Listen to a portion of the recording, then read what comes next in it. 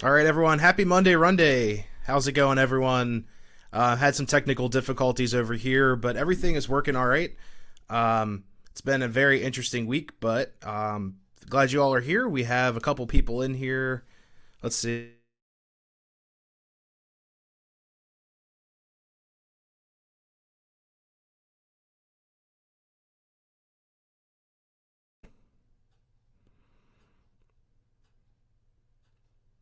Let's see. Sorry, guys. The internet is acting really wonky tonight. I apologize for that. We just got signal strength back. So, everyone, happy Monday, Runday. I'm so sorry the internet has been acting up. I'm really sorry if that happens a lot. Might have to reset the stream, but so far so good. We have a couple blips. We actually lost internet at exactly like 7:49, and I was like, "Are you serious?" So I couldn't believe it. So we're back. Hopefully we don't lose internet again, and if it does happen, we'll reset the stream. I'll open up a whole new tab and start over new, probably after resetting the modem. But I'm so sorry about that, everyone. So in the chat, we have a bunch of people in here. We have Brian Rock Railfan. Hey, how's it going? Slag Cat. Hello, hello. We have Boxcar Jerry. What's up, man? Brian Cahill. Hello. Jamie, welcome. Thank you so much for coming in, modding tonight. Lynn, how's it going? Iron Horse Productions. Hello. Anna Say, they're there. Awesome. Justin, what's up? Hanging in there. Internet messing up, never heard of it. There we go. That's the story of the night, right? Yeah, the internet sucks tonight. Everything was fine. I had everything running, got the cameras set up, and I was like, yeah, we're ready to go. And all of a sudden, it flatlined. So I was actually paying bills on my computer behind me, and it just went out. I was like, oh, man, it was terrible.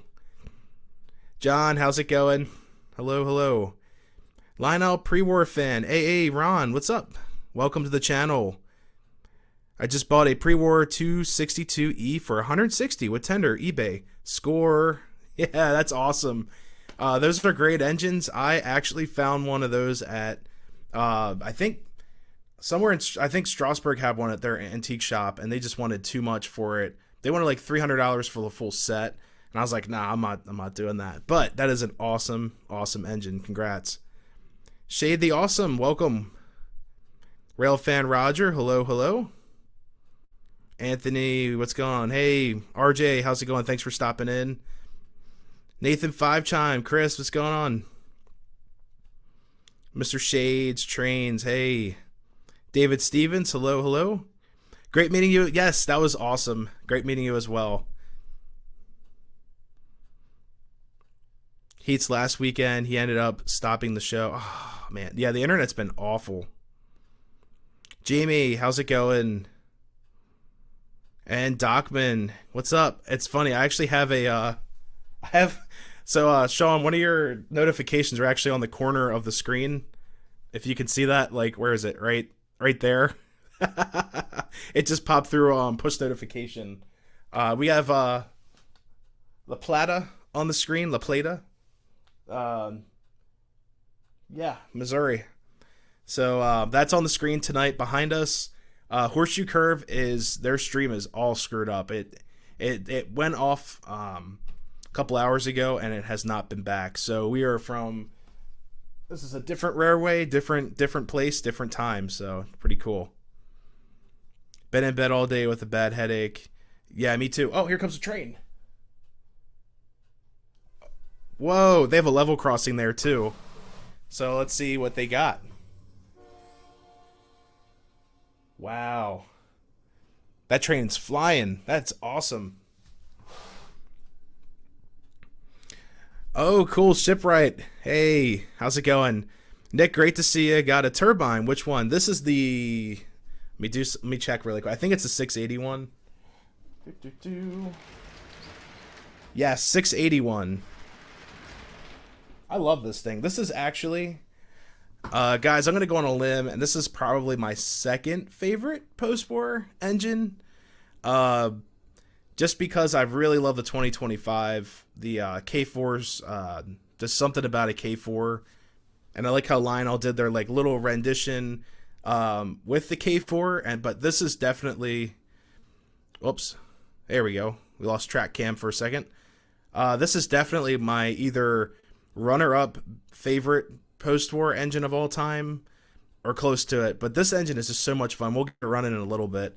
It's just so loud, and it's post-war. It's awesome. It's I actually had to restore this piece. I'm gonna do a video on this probably tomorrow while I'm home.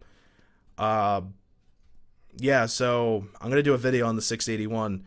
But this engine's great, and if you guys ever find a turbine 681 and older, they're just like tanks. The one before it has like the smoker bulb in it, from what they were telling me at the train show, and they said that those can be a little bit of a pain. But this one's great, and this is probably, I'll tell you guys this, between this and the 736, they're probably the easiest ever post-war engines to maintenance and take apart. This shell comes off in 3 screws, actually 5 screws, because you have to take off the wheels. There's screws for each one of the wheel sets, and then there's 2 screws in the back and then 1 up in the front, and that's it. Then the shell comes right off. You can work on the shell, you can polish it up like I did. So yeah, they are great. George is relaxing before work. Nice. Anthony has the post-war 2020. That's so my Williams. That's back on the shelf. Is supposed to mimic the 2020, but honestly, this thing eats the Williams alive. Like this thing is so much better, just with power. Well, actually, I don't know about that. The Williams is powerful, but this turbine just has the nostalgic view, and then also the way it operates. It doesn't jump switches or anything like that. So I'm very, very happy I bought this at the show. 027 version of the turbine. Yeah, these are great. Anyone looking to collect or get started in collecting post-war, like I said, this is probably the easiest, one of the easiest engines to maintain and take apart, because a lot of the post-war pieces, like the 2025s, 2026s, the smoke unit is just shoved up in the front. So when you take your shell off, it's all like crammed in there, and it gets mounted kind of into the shell in a weird way, and it all gets sandwiched. So if you take apart a 2025, which is the K4 post-war style K4, when you take it apart, it's like a mercy, like please have mercy on me.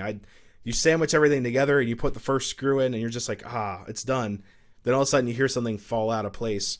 Mostly the front headlight usually just goes chink and it just falls out.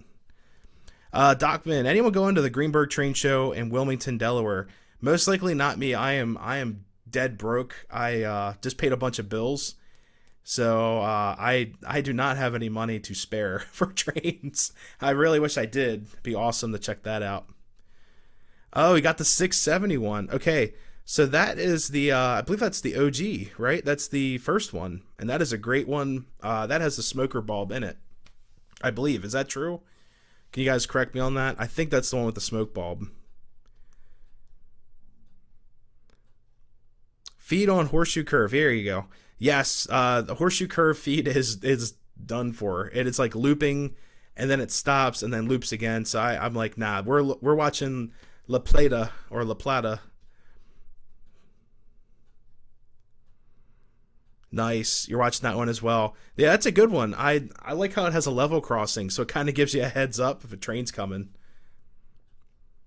North Penn Valley. Grandfather has the 681 and the 2020. I might end up finding all the turbines because I'm just obsessed with turbines. You know what? There's a cool story with the turbines. I'll tell you guys in a second. David Stevens is going on Sunday. Boxcar Jerry's going. That's awesome. I'm not sure smoke oil will work in this one. Yeah. You guys have to do the good old conversion. I converted the smoker in this, and I'll tell you guys in a couple minutes what I had to do to this loco. Worked on the 682. Runs great. Yeah, there's all the post-war stuff for the most part. It is just They're just mighty machines. They're not meant to die. They're meant to last. Like this engine is going to last longer than myself. Honestly, it's going to be, um, it's going to outlive me and probably my grandkids. It's just the way they're built. It's amazing. Got it for $90. Have the MTH Imperial PRR 6200 from 2018, runs fantastic.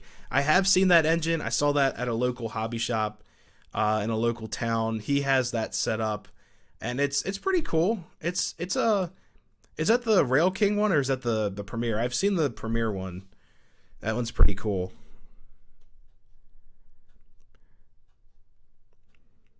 3D print a modern Wawa. HO scale Wawa for RJ. That'd be awesome. Or a Pizza Hut. I love the Pizza Huts.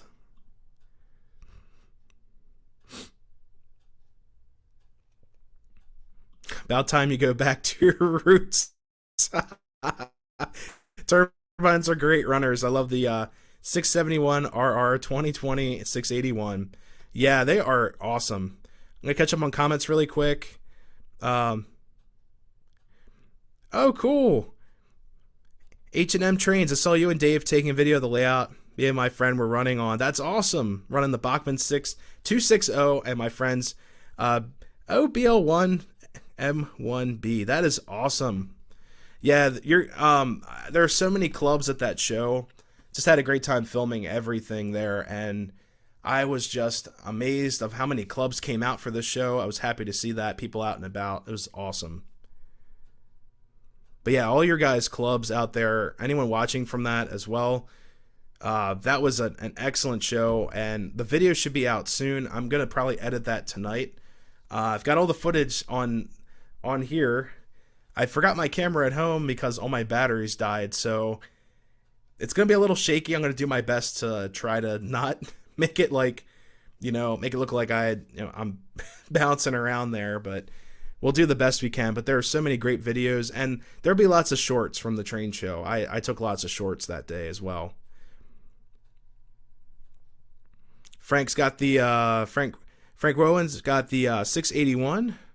Okay, North Penn, that is the one I've seen at the local hobby shop. He had that he had a bunch of like post-war cars with it. Looked excellent. But the Rail King one's kind of stubby. It is a beast. I love it. And it's heavy. It is just such a great piece. And it had great sounds too. RJ said grandkids, yeah. Yeah, these trains they're going to live like a nuclear blast. It's going to be awesome. Not much spending dough either. I did find a Madison Hardware commemorative piggyback. Oh, yeah, I bought a lot of stuff at the train show that I shouldn't have, and I'll get into that in a little bit. Yeah, Dave, it was a great show. I loved all the layouts as well. Yeah, those guys did a great job, and they're so friendly. I love talking to those guys. We're a little bit low on internet bars here. Wait for the stream to go back up. Give me a second. Whew.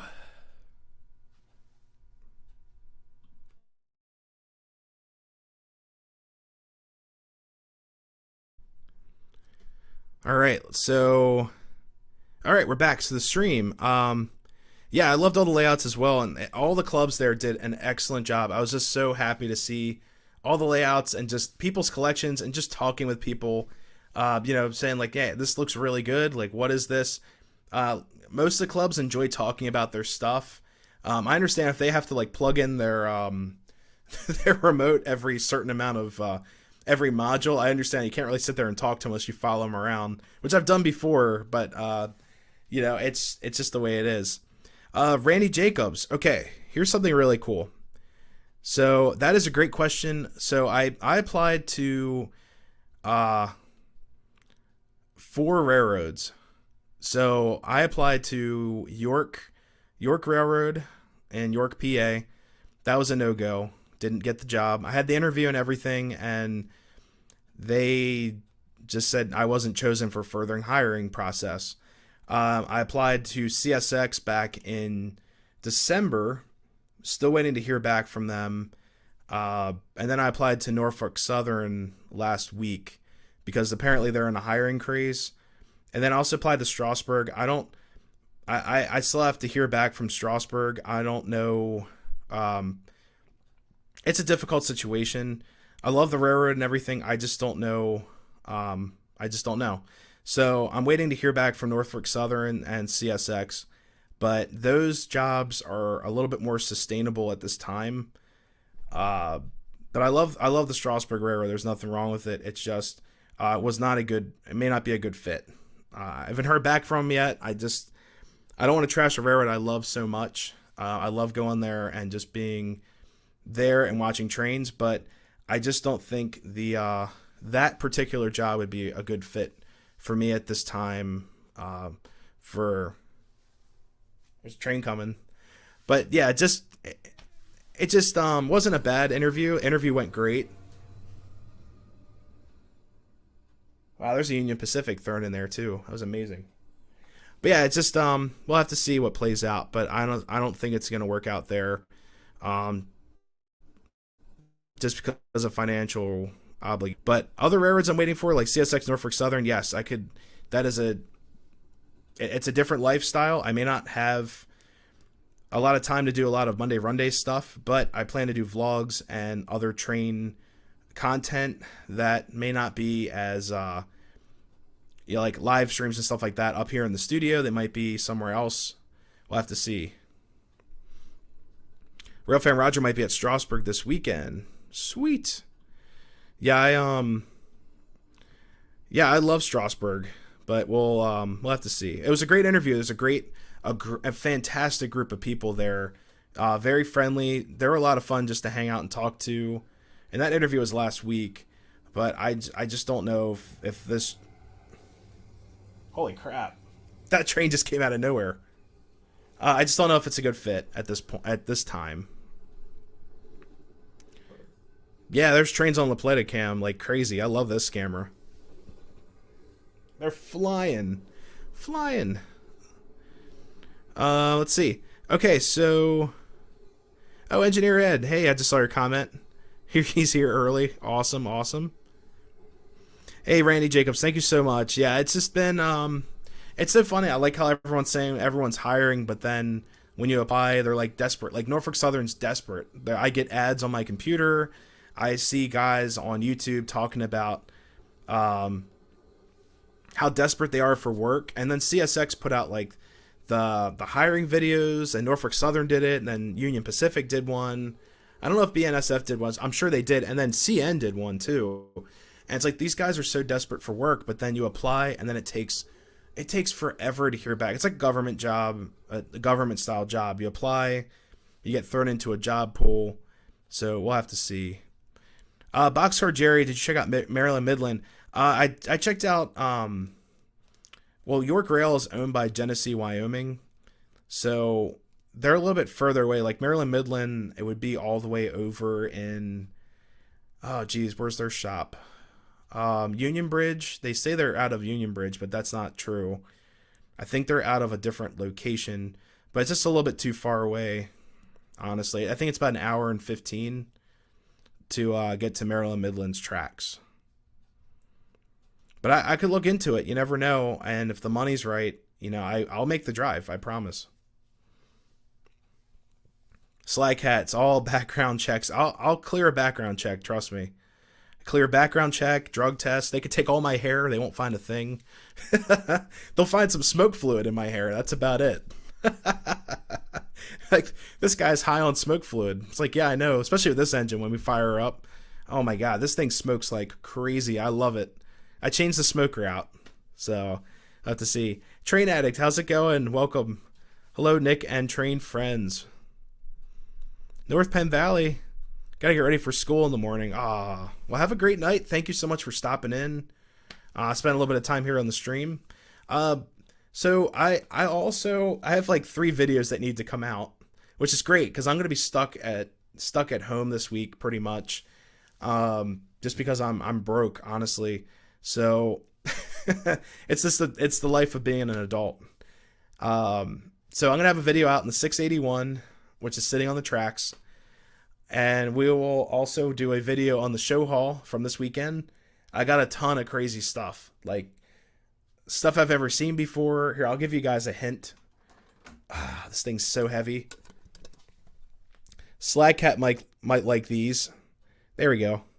I got these B&O scale hoppers from K-Line, and these are all die cast, so they weigh a ton. And the funny thing is that this one's loaded, but the other empties I got, I think they weigh more than the loaded car, which I don't know how that happened, but these cars are insane. They're like, yeah, this one feels heavier. And these are all die cast, so every bit of these, there's not a bit of plastic on these cars at all. It's all die cast, which I can't believe. I got a crazy deal on these. I got them for $25 a piece at the show, and I bought 3 of them. So we'll have to see. I'll probably have that video out, within the week because it's relevant. But I definitely want to get the show video out first, like the layouts and all that stuff, all the fun stuff. Get that footage off my phone and get it up on the web. It's gonna be awesome. Let's see. Oh yeah, Slackhead said, "Oh yeah, awesome." Florida Railroad Dog, hey, how's it going? We're doing great. Just hanging out up here in the train room. Yeah, I bought a bunch of crazy stuff. I got the 681. That was cheap. That was like, I think it was $75 just for the engine. It was in great shape. I just needed to do some very basic rebuilding and stuff like that, which I'll go through in a couple videos there. But NSA says more money in train derailments, putting them back on the track. Yeah, I know, and all that stuff's contracted. All that work's contracted or subcontracted out. The railroads really don't do anything on their own. To my knowledge, they hire a bunch of people like for track, like signals, some other stuff like electricity or electricians and things like that. It's all subcontracted, and then derailment groups, or track bed construction or reconstruction. They'll hire someone to come out and do it. Die-cast hoppers are pretty great. Yeah, they weigh a ton. I actually was carrying them in a paper bag at the end of the show, and I'm just like looking at my hand. My hand's like you just saw the white lines going through my hand. I'm like, man, these are heavy. And as soon as I got in the car, I dropped the bag, and the bag ripped. And I was like, whoa, okay, that sucks. I got another hopper. I got another, oh God, who's Weaver? A Weaver Reading hopper. And what else? I think that's pretty much it. I thought there's some other stuff I bought, but we'll have to see. I totally forgot some of that stuff that I bought, which I shouldn't have. I know I got these cars, the hopper, and the engine. I think that might have been it, honestly. So I'll have to go through and do a video on that as well, a little bit of a show haul video. And the cars were in great shape. It's just they're heavy as sin. I love it. So got a bunch of people coming in. We have, let's see. Docman, I would like to have Sean's Depot Conrail diecast blue hopper. Yeah, that thing weighs a ton. Yeah, I was over at his house. I actually lifted up the Conrail hopper. I was like, dude, this is metal? And he's like, yeah, it's diecast. I never heard of diecast cars. Like, guys, don't kill me, but I've never heard of diecast cars for like Lionel. I always thought like, I've only seen them on like HO, like high-end HO models to keep the weight. But for this stuff, these cars are so heavy. I can't imagine having a coal drag of these cars with 1 or 2 engines. It's going to be insane. The Turbine pulled it great, but some of my other engines may not be able to pull these cars if I had like maybe like a 20 car consist. But I'm on the hunt for more hoppers. I'm just looking at more scale stuff in the collection, and these hoppers seem to be just a lot of fun to mess around with. And the doors on the bottom also open. So look at that. All the doors open on the bottom. So they are grouped together. So you lift one, and it's like the whole thing. But I just thought they were really cool. Oh, I also bought a lot of signage. I'm like, what else did I buy? I know I spent money on something else. I bought a ton of signage that I won't show you guys here. You have to wait for the video for that. Let's see. You got a bunch of people coming in. Railfan Loy, welcome, welcome. Railfan Loy, no problem. Greg T, sorry I'm late to the party. No worries. Halter and Pat and Baker. Are those like contractor names? Let's see. No wonder you're broke buying trains. Did the same thing. Yeah, this month all my bills hit. I wasn't planning on going to the show, but there are a couple vendors there that they literally said like, "Hey, I'm getting out of the train biz," and it was not a ploy at all. I actually heard the guy talk. It was one of the vendors that sold me these cars. He was saying that he was talking to another guy. He said, "Yeah, I'm moving to either like Florida or somewhere else to retire." And he's like, "This is my last show. I'm out of the business." And I've seen him at like a lot of shows. But he was being very serious, and I think his dad was helping him, or like a family member sell some stuff. And he's like, "Yeah, he's going. This stuff, we're make a deal." And he's pretty much like, "Make a ridiculous deal. I'll sell you anything." And I asked him for $25 a car, and it worked out pretty well. Let's see. Got to zoom to the bottom of the comments. I have a few PRR 2-bay hoppers from K-Line. Yeah, these are what, 4 bays? I think they're 4 bays. And then I have the ore cars. They're a lot of fun too. I got a bunch of CNO ore hoppers. Hopper cars are awesome. Yeah, I just something about them. Do you need a laser cutter now? Yeah, that'd be awesome. Do wood buildings and all that stuff. I do not have a laser cutter. Nick, how was the interview? For Strasbourg, it was great. It's great people and everything. I don't know if it's a good fit for me at this time, just because of some financial obligations. But it was a great interview. Great people, great organization. I'll have to see if they even call me back. But if there's some negotiation in there, I highly doubt it. It seemed like they were pretty stern on their offer, or not even offer, but what they're willing to do. Let's see. Matt's Train says hi. Frank Rowan, what show did you hit? This is the Great Scale Model Show in Timonium, Maryland. Saw a Kato RDC car in N scale at the Timonium Train Show. Yeah, I totally skipped over all the N scale stuff. I might be receiving more N scale in a couple days here. $75, that ain't bad. Those are hard to find.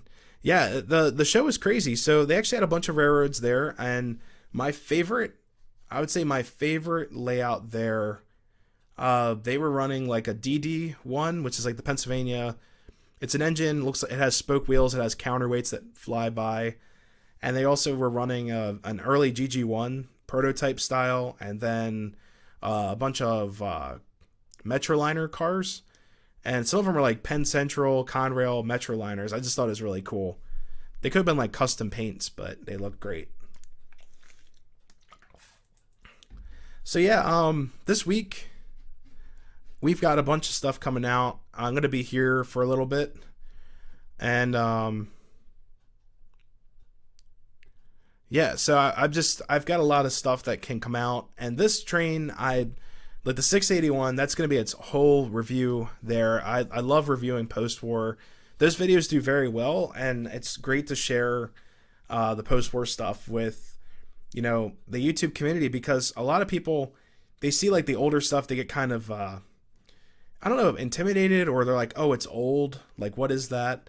And these engines really deserve some love and attention. So I'd love doing post-war reviews. It just really puts the good word out there about post-war. I know NPC stuff is really hot right now. Same with Conrail. Penn Central stuff is like really hard to find. And I was actually talking to a bunch of people at the show about that.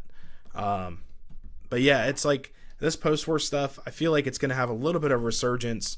Once you see unfortunately, some of the older collectors starting to pass away, there's going to be a resurgence in post-war again, I'm sure. Anyone know when Lionel's pre-orders for that, was it last year, going to ship? Huh. I have no idea. I know one of my friends ordered something from last year's catalog. It just arrived. Lehigh Valley Model Railroader, how's it going? Allegheny or double, triple lash up to pull a 22 train. Oh man, that'd be awesome. Matt Kramer, welcome to the channel. Liked your infrared crossing. Thank you so much. Yeah, that was a great video. The crossings are over there, and the funny thing is, with these diecast cars, they're so like reflective. They actually trip the signal pretty easily. But the 681 train we're gonna run in a little bit, it does not trip the crossing at all. It's just too dark. So I guess it's being absorbed by the infrared. It's like, here, I'll show you guys in a second. Look at this really quick. Let me let's see. I'll move the camera over. So let's see. There's the crossing. I'll show you guys this so you know what I'm talking about. So look how messy my desk is. I've been doing all this work. Like I got all my like chemicals out and stuff. So we'll have to see what here we go.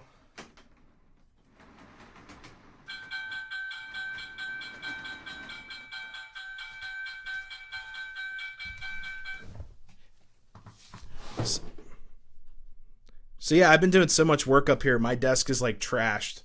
For the 681, I had to do some rewiring, like basic stuff, like the smoke unit and some other items.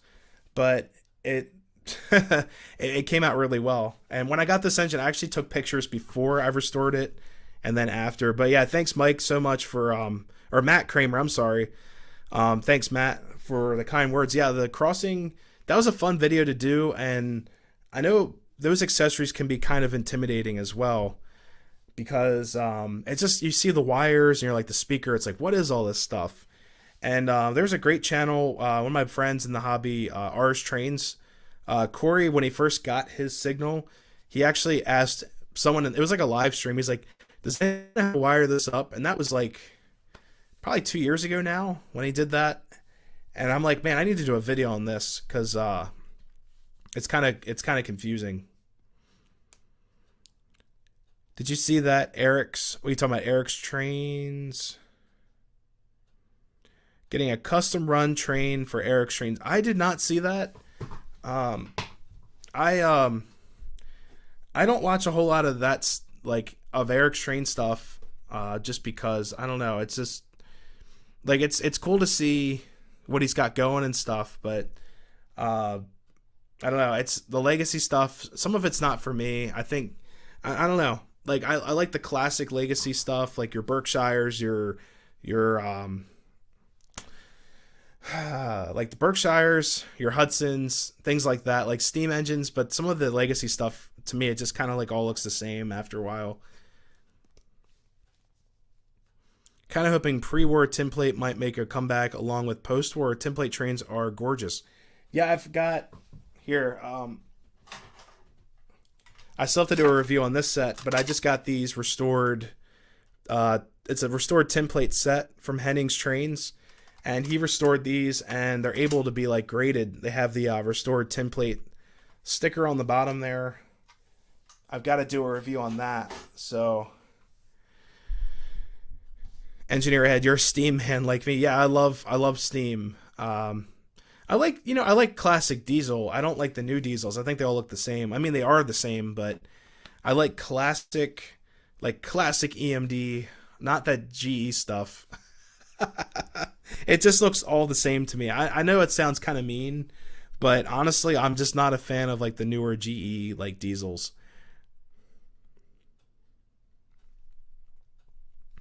Trying to check something on my phone really quick. But yeah, watch Galesburg, Illinois. I could try that in a little bit. There we go. Yeah, my phone had to reset too because of the Wi-Fi going out. ES44 from Eric's Trains. Yeah, it's like the newer stuff. Like I like the SD70s. I think they look really cool, but after that, everything just kind of looks the same. And I don't know if you guys feel the same way, but like when I see these engines flying by, like on the Virtual Railfan, it seems like it's all just the same locomotive. I don't know. General Explosion. You know what? I'll be honest with you guys. Oh, Conrail, turbine number 681. So I'll be honest with you guys. My family growing up had GE appliances.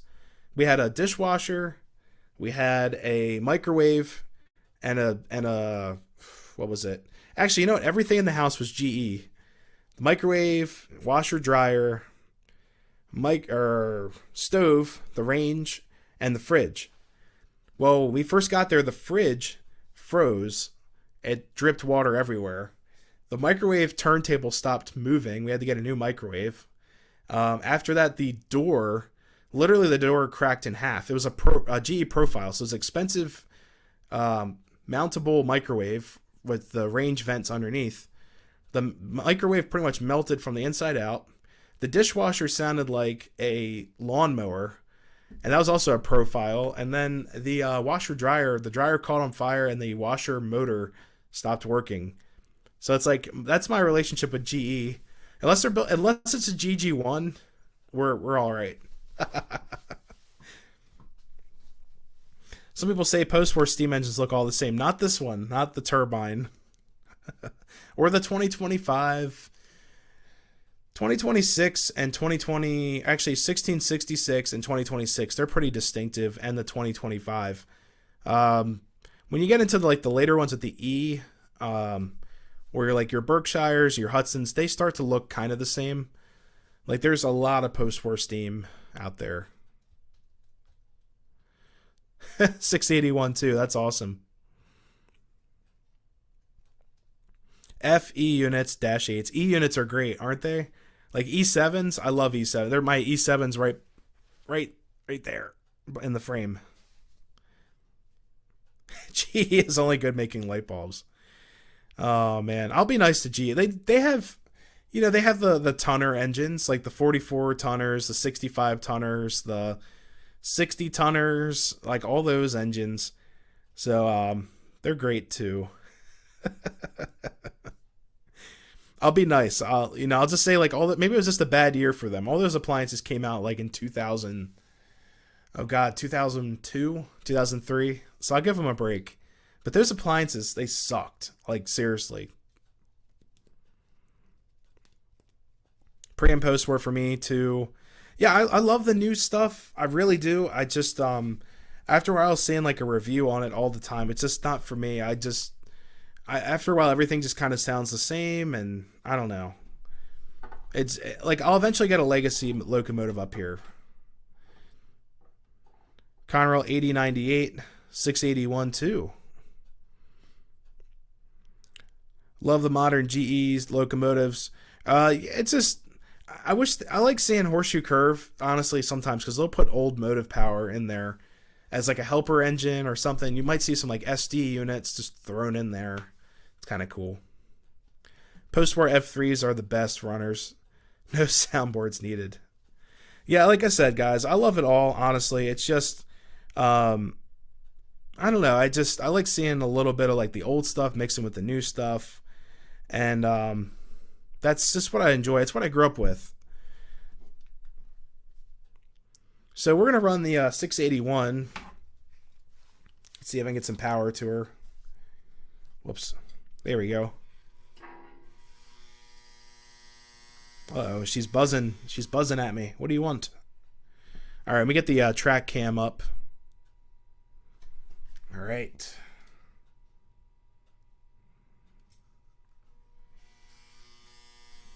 No. Nope, wrong way. There we go.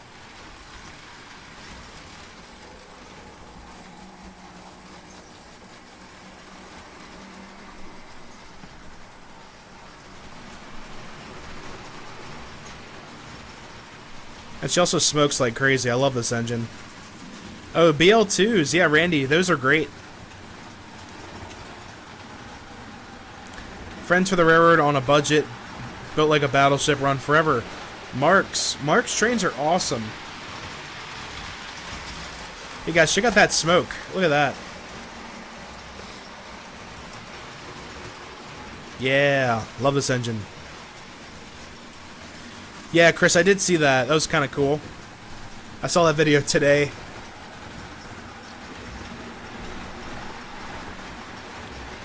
Steam girl, steam engines for me. That's awesome.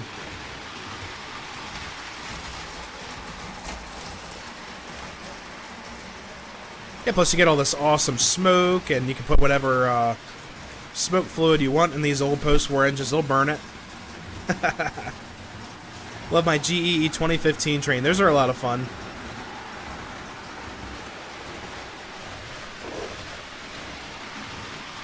DB Tech, I thought all post-war engines looked the same until I started buying them.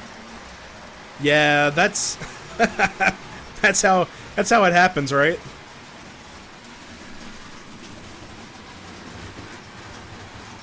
I mean, these are like newer cars hooked up to an old engine, but these are the only Pennsylvania passenger cars that I have.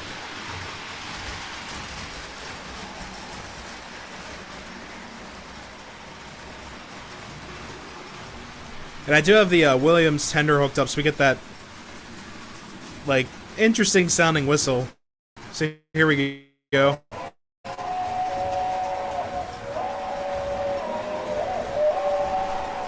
Yeah, Matt's trains. Yeah, you can't beat that old post-war buzz. This one's doing pretty good. I think I restored it to a decent non-buzzing condition.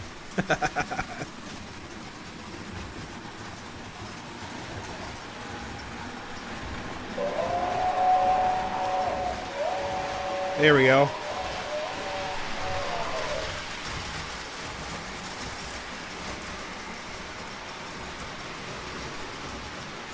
Yeah, this one blows smokos. I love it.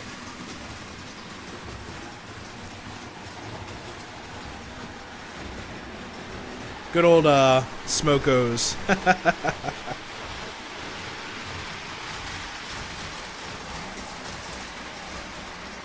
Sometimes you get like a really good one that it's just like a perfect O.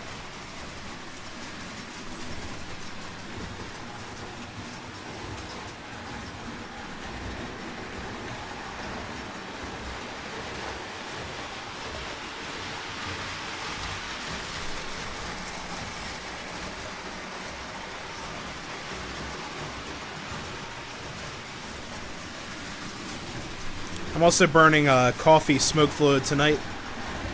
Keep me awake.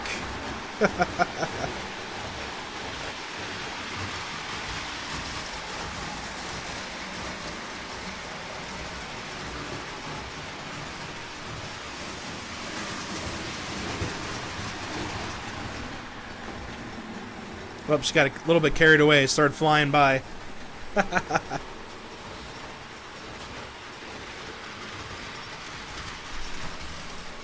There we go, we're getting some good O's. Look at those. Oh, there's a real good one on the left side there. Steam engines are the thing that allowed to smoke in my house. Yeah. Oh, the crossing went off. Yeah, I like this one.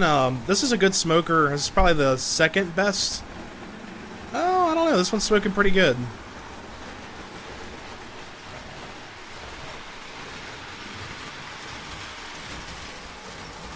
Runs through the switch as well. My 671 front truck derails on me.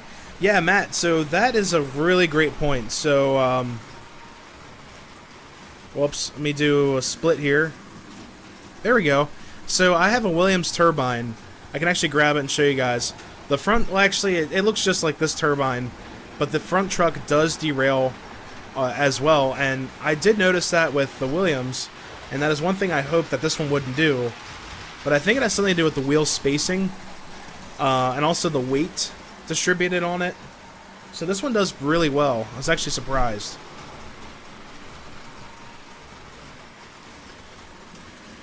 Sort of where I repainted my NPC passenger cars into Mopac paint. What's something different, looking like old-fashioned under the hood. That's awesome. Yeah, these are Chinese cars with an American engine. We can follow it. Whoops.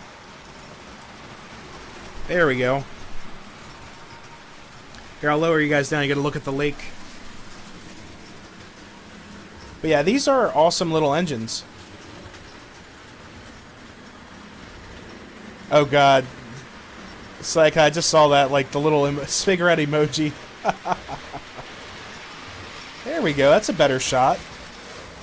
Whoa. Just dropped you guys. There we go. Sweet.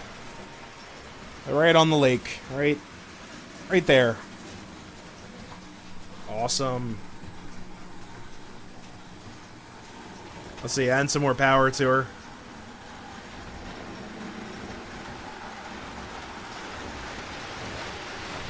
Get the whistle going here. There we go. We got a train flying behind me as well. I meet at La Plata. Nice.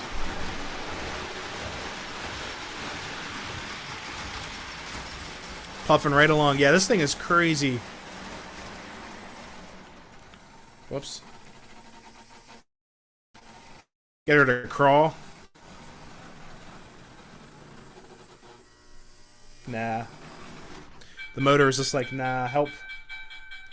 Of course, now I stopped the train in front of the crossing.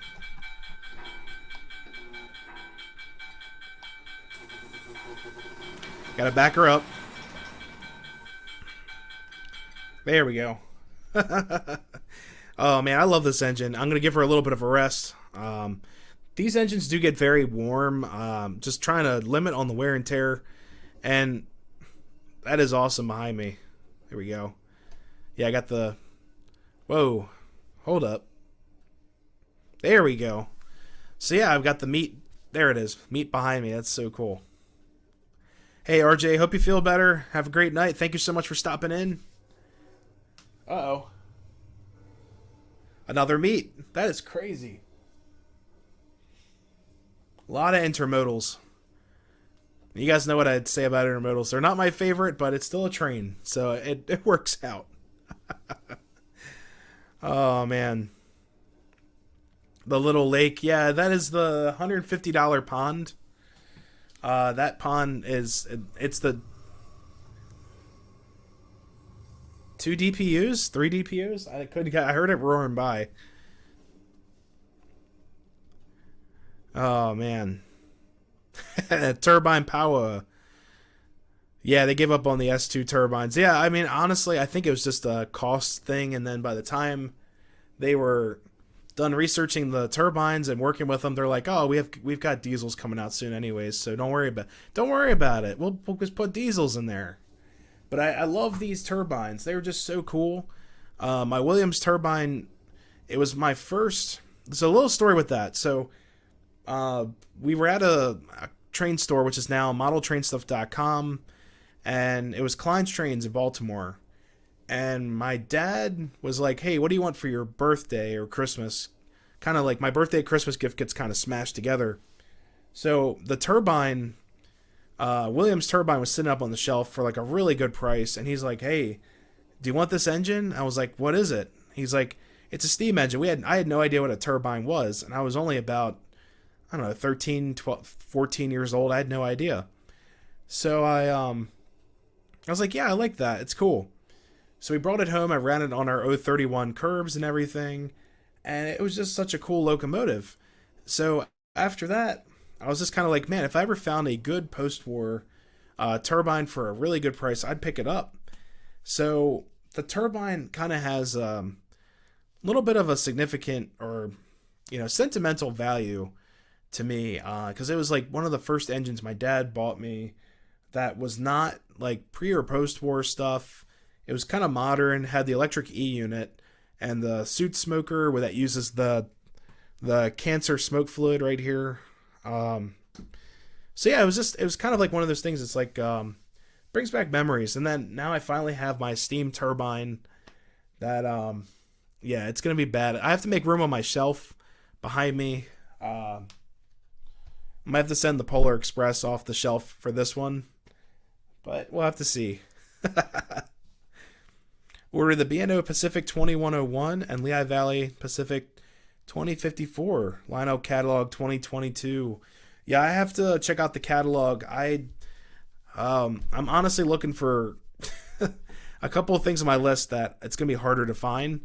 I'm honestly looking for. I don't know. I'm looking for the SD70 Mac Conrail. I would like to get some larger scale diesels up here. And I'm also looking for like a scale steam engine. My first, well, actually, I have a scale steam engine, but one of my first TMCC scale or legacy steam engines.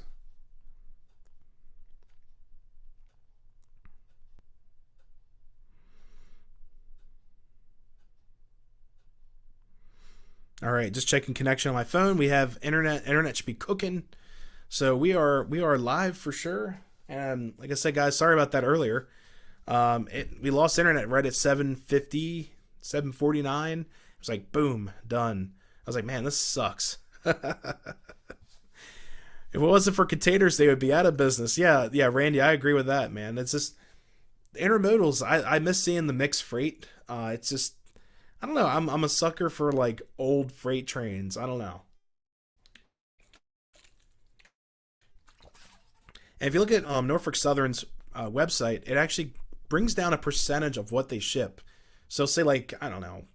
Here I can pull it up really quick. Let's see. Let me type in NS. Well, that brings up something else. Norfolk Southern. There we go.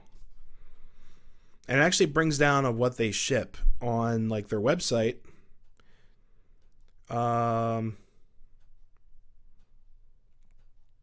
if I can find it, it was like a little stat. It was like what they ship and everything. I think it's like um, let's see. Yeah, I don't know if I can find it. No, it's just like no, I can't find it. So there was a whole like mix down of what they ship, and I think it was like over 40% was intermodal. Then it brought it down to like mixed freight trains, hazards, flatbeds. Like it was so cool. Like they brought down each class of locomotive car. Yeah, mixed freights are my favorite. Oh, Ed bought a Santa Fe. I'm jealous. I only have a couple of those. But yeah, I'm honestly I've got a bunch of stuff on my railroad list, but I probably won't be able to buy anything until this spring, summer.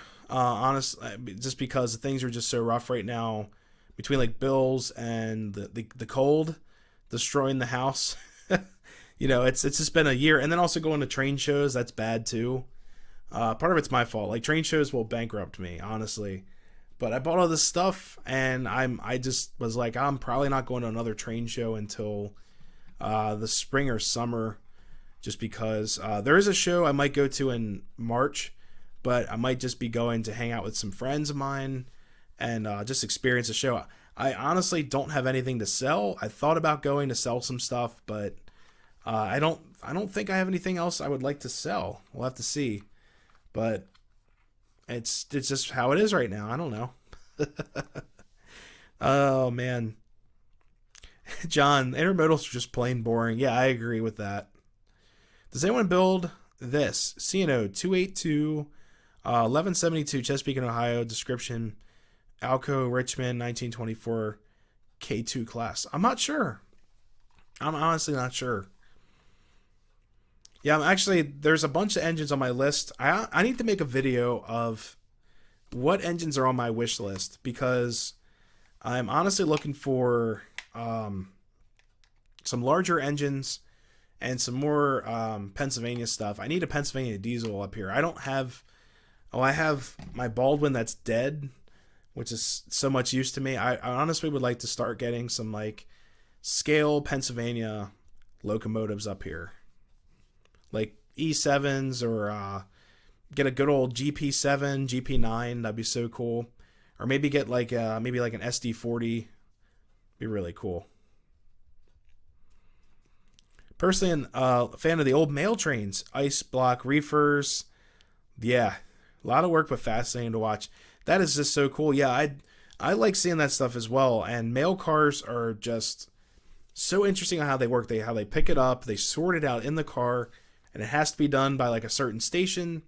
They throw the bags out, or someone collects the bags as they're flying by. That's just amazing. Here we go. What would you consider a good price for a 681, 682?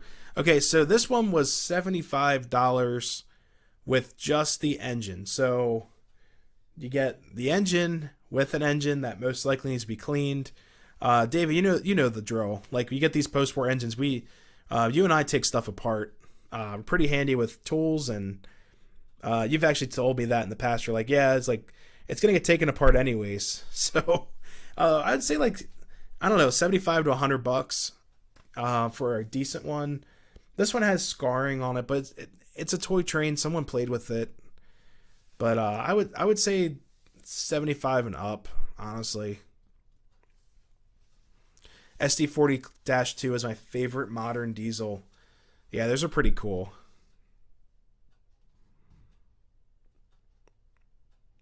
Oh, Mike Griffin, that's a great point. 682 will be more because it has the eccentric? I think they have the 12-wheel tenders. Those 12-wheel tenders, man, they go for a crazy money.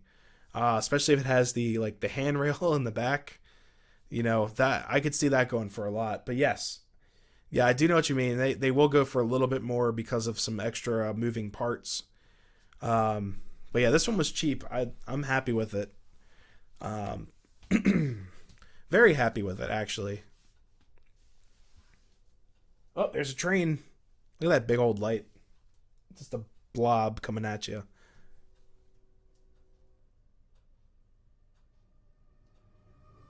Wow. UP, Union Pacific. Yes, any post-war gets taken apart. Yep. It's kind of like a mystery. So whenever I buy a post-war anything, well, actually, let me rephrase that, because I've taken apart some modern stuff, like NPC stuff. As soon as I buy a post-war anything, I take it apart. Like, it is just so much fun to see how they made the stuff, and then do like an overhaul. Like, I spray the contact cleaner, all that stuff, just fix it up, clean it out, and get all of it working properly. But I think it's kind of fun taking post-war stuff. It's like a mystery. But this, here, I'll grab it for you guys. This engine was so easy to take apart. This is probably the easiest, next to my 736 engine, to take apart. Did some Dremel work on the wheels. These were all covered with residue. And then up front, did the same thing with those. Just used a soft, what do you call it? A soft wheel, fiber wheel. There you go. Used the fiber wheel on these. I took off some of the paint, but these were in really rough shape, and I had to stop the reaction. Let's see. So when I got this engine, the gentleman that sold it to me said that it was all original. Someone used smoke pellets, which was like a huge red flag. I'm like, dude, this is going to be a mess on the inside. And the reaction from the smoke pellets actually started corroding the front pilot up there. And I just had to gut it out, clean up everything. And then the shell, to get it all shiny, some of you guys may disagree with this, but I've heard it from many railroad guys. To get the shell looking brand new and dusted off, I actually coat the shell with WD-40 with a paintbrush. So use like a throwaway paintbrush, and you get in all the nooks and crannies with the brush, and it takes off all the dirt, and then actually kind of preserves the shell, makes it look brand new out of the box.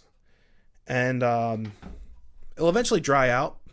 It evaporates, and you kind of get like the shiny flat black look, I guess, if that makes sense. It's like a matte finish, but it really cleans up all the dust and crud on these engines. And then I wipe it down with a towel. But if they're really bad, I actually will give the post-war shells a bath in Dawn dish detergent. There you go. Just wipe the whole thing down in Dawn, scrub it out, and then once it's all done, I use a heat gun to dry the, like, far away, like you dry out all the water, and you don't want to melt anything or anything like that. And if it's really bad, you just let it sit, and then you do the WD-40 over top. That seems to help. Got a good deal. Turbines on eBay are going for $150 plus. That's a lot. Yeah, this one was in a corner, just kind of chilling there, and I thought it said $95, but he said, "Oh, that's $75." I was like, "All right, I guess it's $75." But it wasn't in the best shape ever. I have pictures of it. When I do the review for this engine, I will put all those pictures.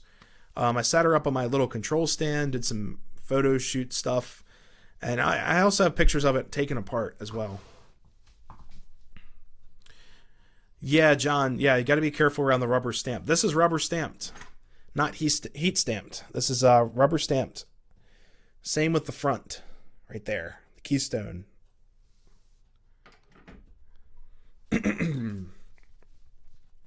Yeah, Conrad, I can check it out in a little bit. I love this camera so far. Turtle wax on post-war. I've never tried that. I have Tom's Trains and Accessories. He uses McGuire's wax on his pre-war cars to preserve those. Whoops, I missed a huge comment up here. Reading Railfan. Let's see. Was just sorting out issues with my steam locomotive that I'm importing from Britain. It was sitting in a warehouse. Huh.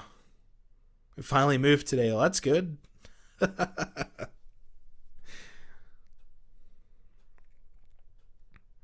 Friend of mine sell his MTH Erie triplex at a good price. Would be a great engine to have. I was gonna say, Chris, if you could, I'll have to look up what that is, but that sounds like a really cool engine. You get multiple trains. This one's flying. We're getting trains every 2 to 5 minutes. Let me see if Horseshoe Curve is back. Let me check real quick. NSA wants a triplex engine. I'll have to see what that is. Let me look that up as well. So guys, let me check Horseshoe Curve. In the meantime, I'm gonna run. I'll show you guys the Williams turbine until it derails.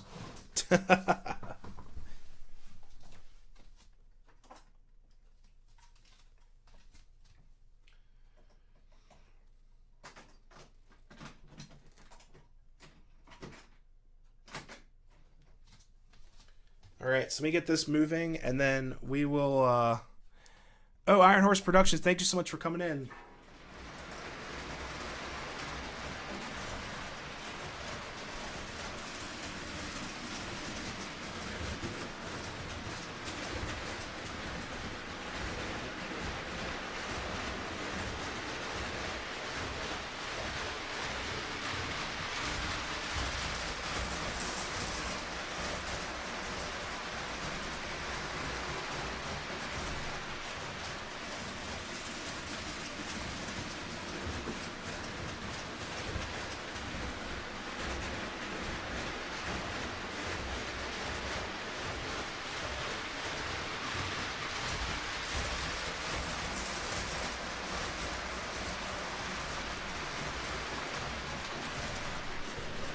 Yeah, Horseshoe Curve is still down.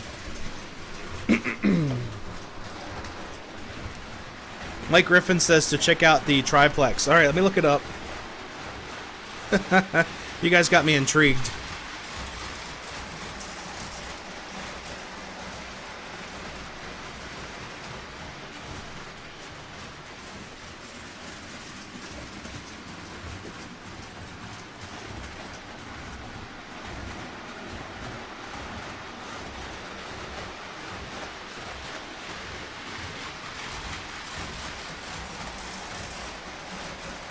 Oh, no way. That's a triplex. Okay. That is so cool. So I get it. It's 3 sets of drive wheels. And then on the tender.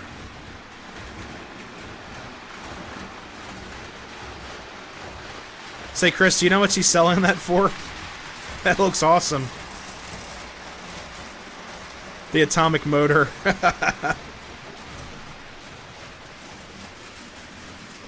I've got all this dust on my lake, too. I don't like that. Hold up one second.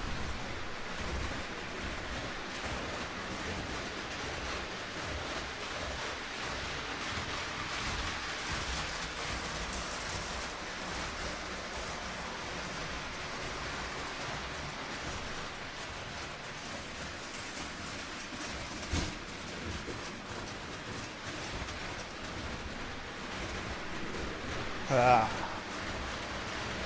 Ever had to de-dust your lake?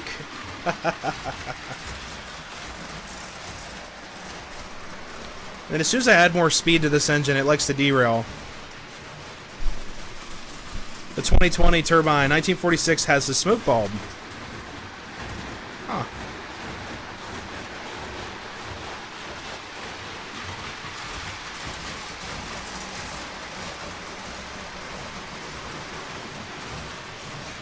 So for some reason tonight, this engine is running better than usual.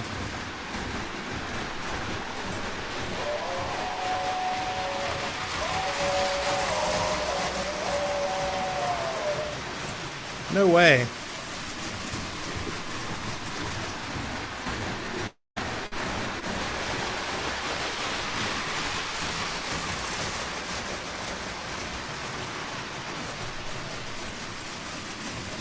Hey Trish, how's it going? Happy Monday as well. Yeah, so guys, this engine is running way better.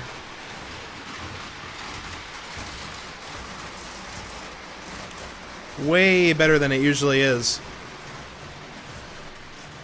Maybe it's afraid it's going to get replaced. This Bachman's like, oh no, he just got the original one.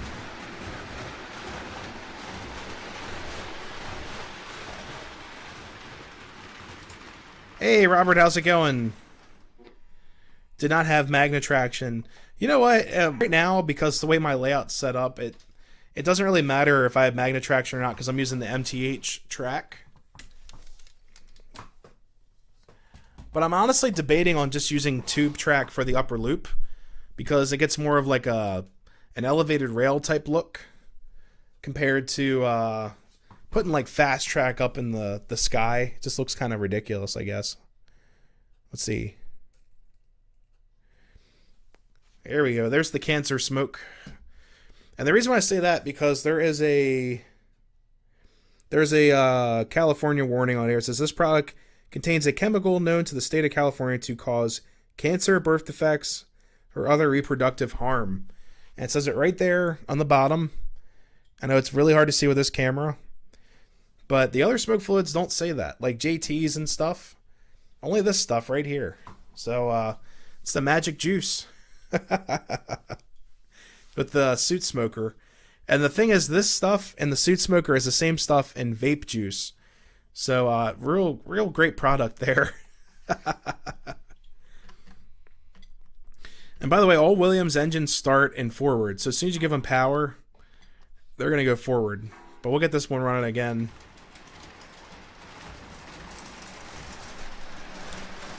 Triplex steam is a hungry monster, too big to turn around. Heavy on track, good for only... Oh god. Pusher service. Love the whistle. Yeah, this is it's a Williams stock whistle. It's called like a Sound Blast whistle. This would be a cool engine to put either like a sound card in it, like Steam Sounds, something like that. Yeah, Randy, exactly. At least you're not in California. I'd be in deep trouble.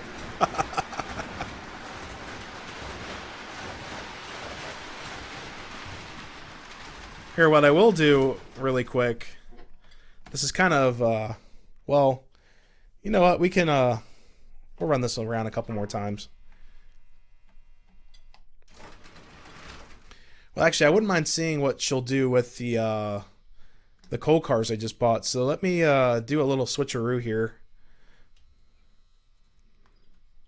Yeah, this thing is like a well-tuned machine.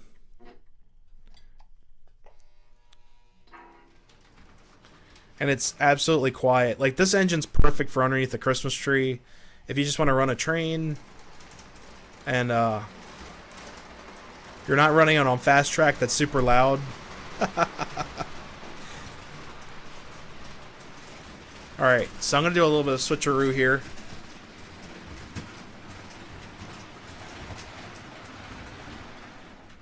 Alright, so turn the power up here.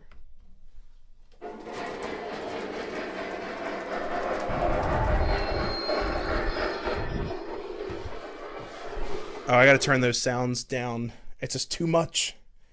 Too much sound. Which way do I usually have it? I think it's this way.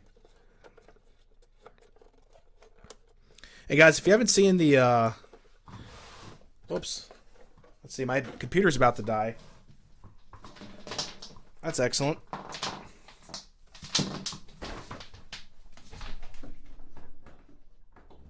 Alright.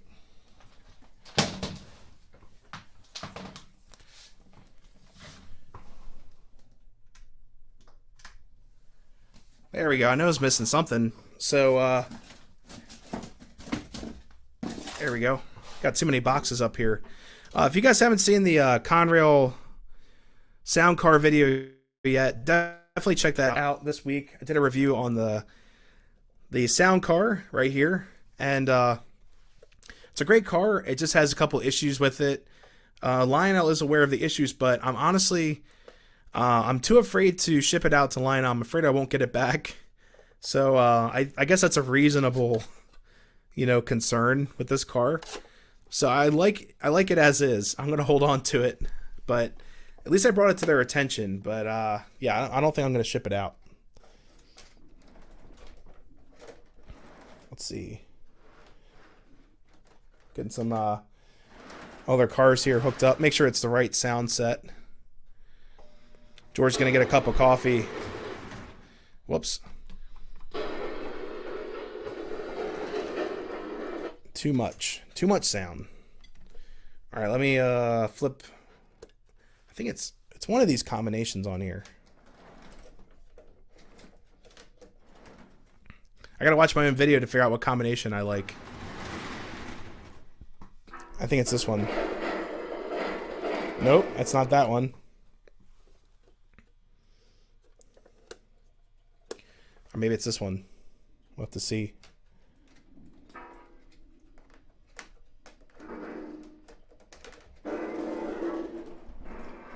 Yeah, it's that setting. Okay, cool. I found it. So this car has like 4 different settings you can set it as. There we go. Nice and squealy. So I'm going to actually back up the steam engine into the station. I'll show you guys with the camera in a second. Get that situated. Let's see. Hopefully this works out pretty well. I know this engine does not like switches at all. Hey, Edward, how's it going? It's the rare one. What, the Penn Central boxcar?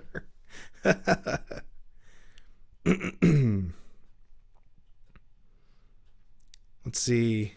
California should put that in every sign. Yeah. The state that causes cancer.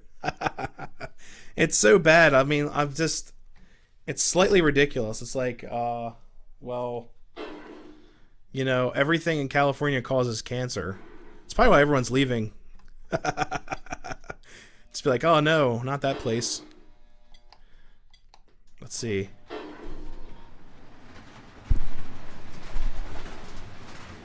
Alright, I'm going to send the train back there. Alright, cleared the switch. And let me throw the station switch. Pull the passenger cars in the station.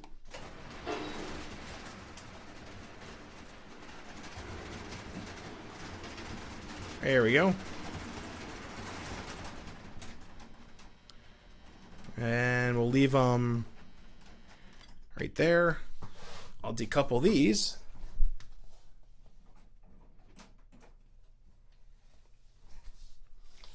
Oh, I should have turned the train around first, but it's whatever. I'm just going to cheat. I'm going to do this.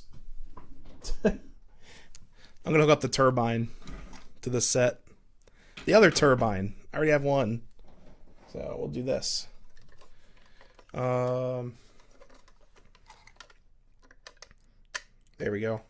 And these Williams engines are pretty good. I mean, they're just, I don't know, they're just a little finicky sometimes, but I think they're great quality engines. They run really smooth. They're easily upgradable as well, so I can't complain too much about them.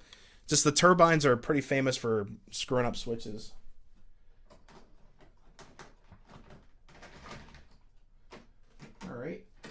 we go. Whoops.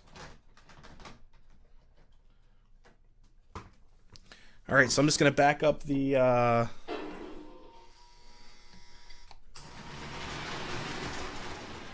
old turbine.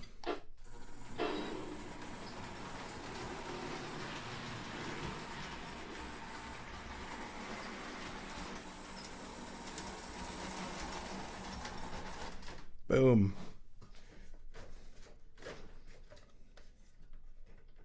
And these are not the right trucks on this hopper I just bought.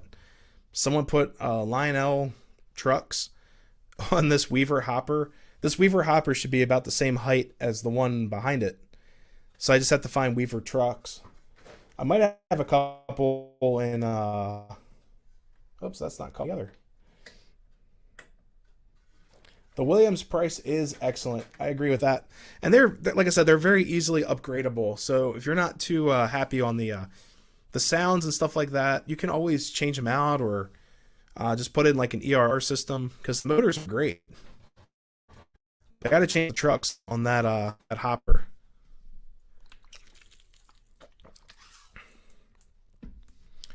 All right, we lost signal for a second.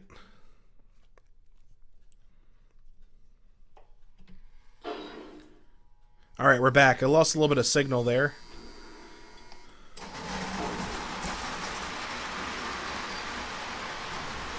Hammer off.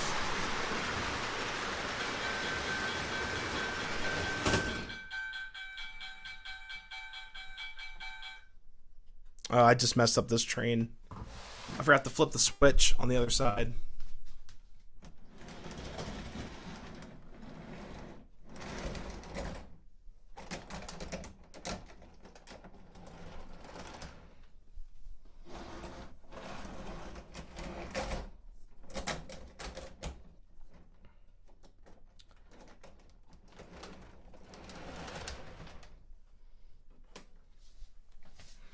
All I heard was a boom. Williams engines have been great pullers. Yeah, they are really good. Their rolling stock is excellent as well. I have one Williams car.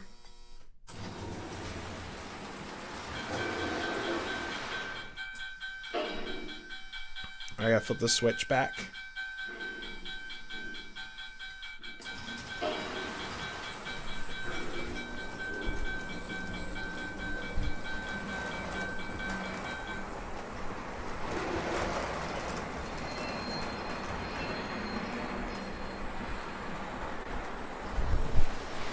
There we go. Sorry guys, I had to flip the switches around.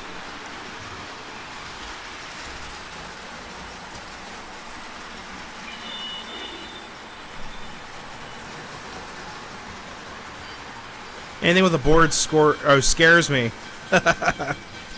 Hey John, it's very easy to do the conversions. It's extremely easy. It's like plug and play. I just haven't done it yet. I've practiced on some stuff. But yes, I do understand. It is kind of intimidating. Yeah, Mike Griffin. So yeah, Mark's stuff is excellent. And see, if you can see the lamp on the yard that's back there, that's actually a Mark's lamp. I just love the look of them. I want more of them. Whoops.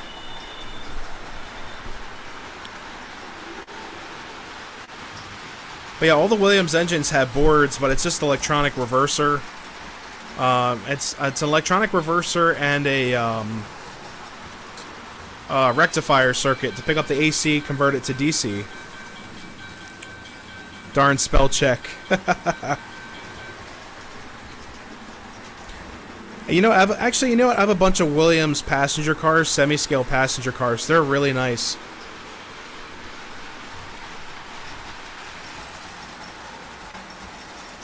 But I honestly would love to get some Williams, some like Williams scale cars. I think that'd be really cool.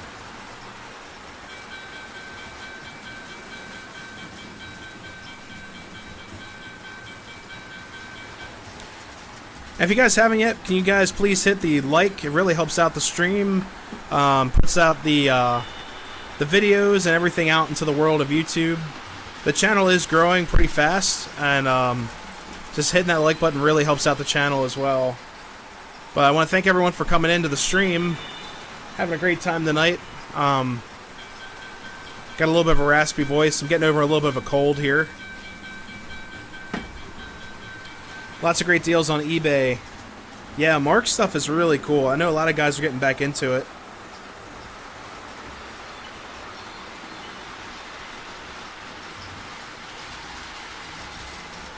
Yeah, I saw lots of Mark stuff at the train show this past weekend.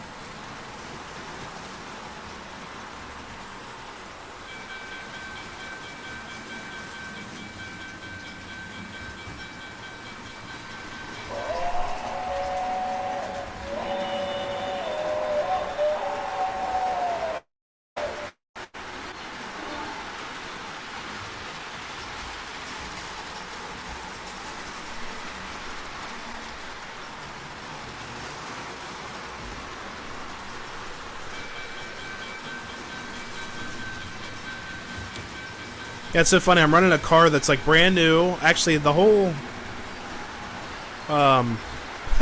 most of this train are like newer cars, and the engine's nice and old. Yeah, look at all that smoke. I love it. Edward's got a lot of marks. That's awesome. I have two Williams GG1s, great pullers, and they're very smooth. Yeah, I remember when Williams started making the scale GG1s. Those are really hot. Like, a lot of people had those. A lot of people picked them up, and then they would convert them to be like legacy. They put like a cruise commander in it, and they're excellent pieces.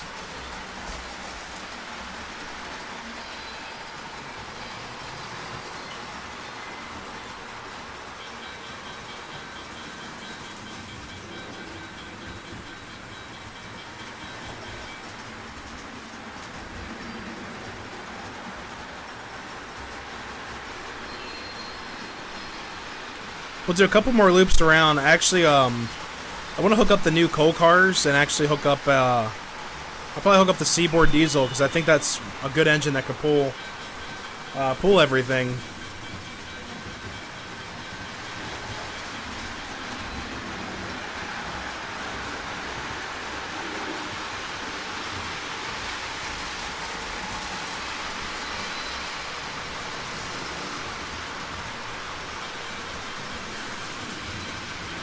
A lot of kids were thrilled to find a new Marks train under the Christmas tree. Oh yeah, Marks was from what I heard, Marks was like one of the largest toy makers in the world.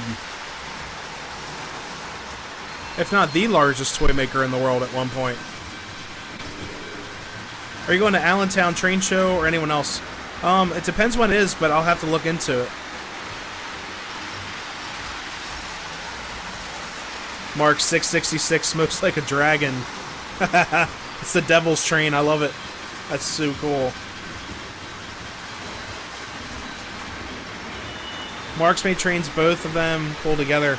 Yeah, they both were, well, they had the corner of the market, but Mark's is great stuff.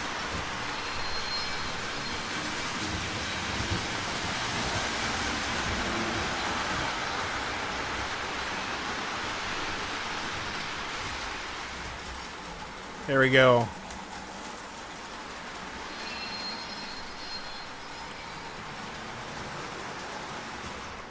Alright, I'm actually going to hook up the new coal cars I bought to this consist.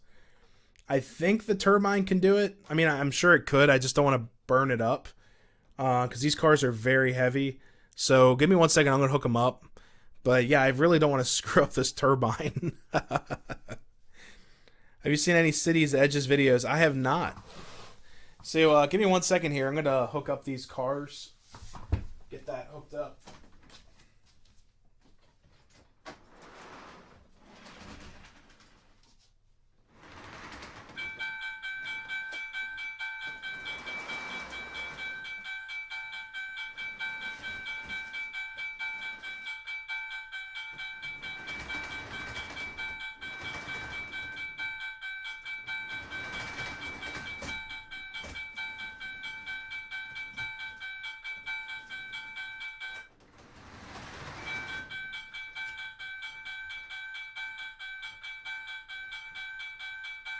Oh, come on. There you go.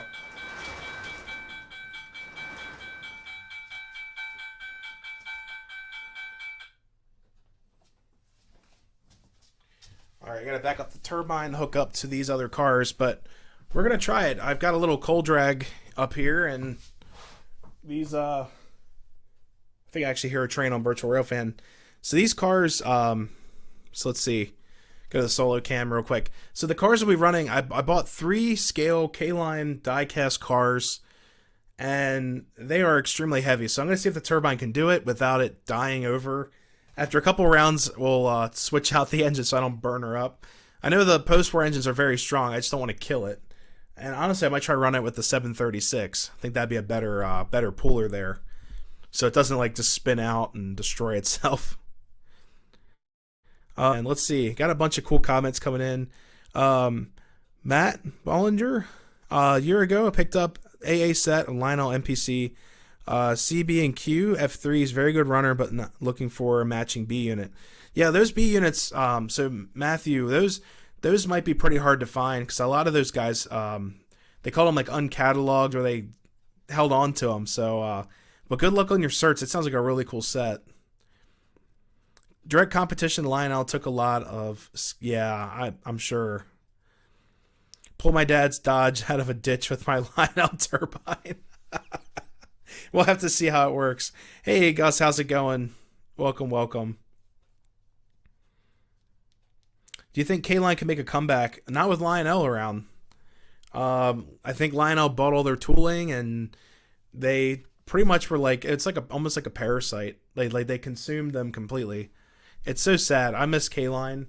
Dude, these cars are amazing. And it's like, I remember seeing K-Line by Lionel, and I just saw it just going downhill.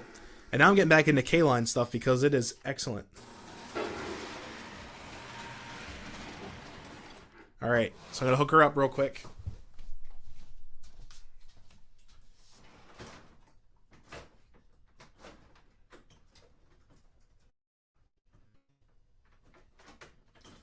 All right, guys, here we go. See what happens. It's working. It's just terrifying. It's going to smoke like crazy. It's going to draw a ton of power.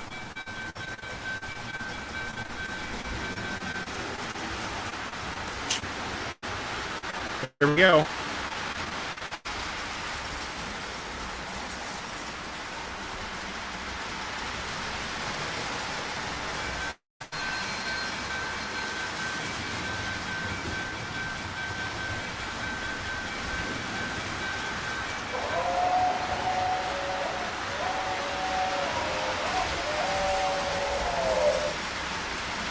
That is one heavy train.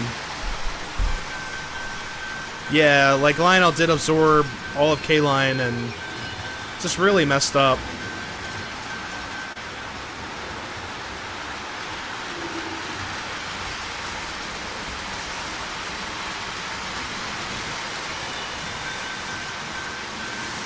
Go nice and fast.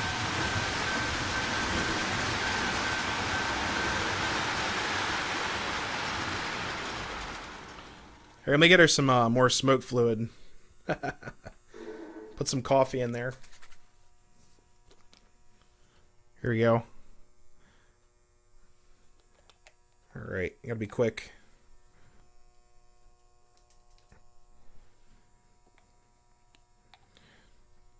Yeah, this is one heck of a smoker. I love it.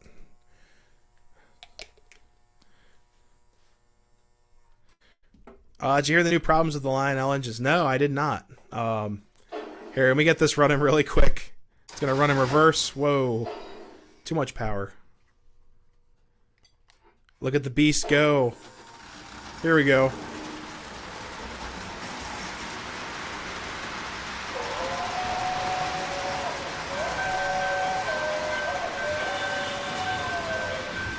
There we go.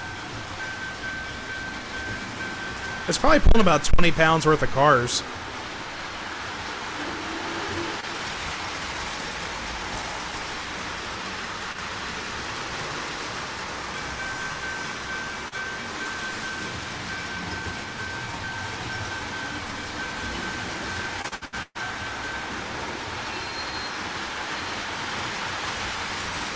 There we go. That is awesome. Yeah, this thing is a beast.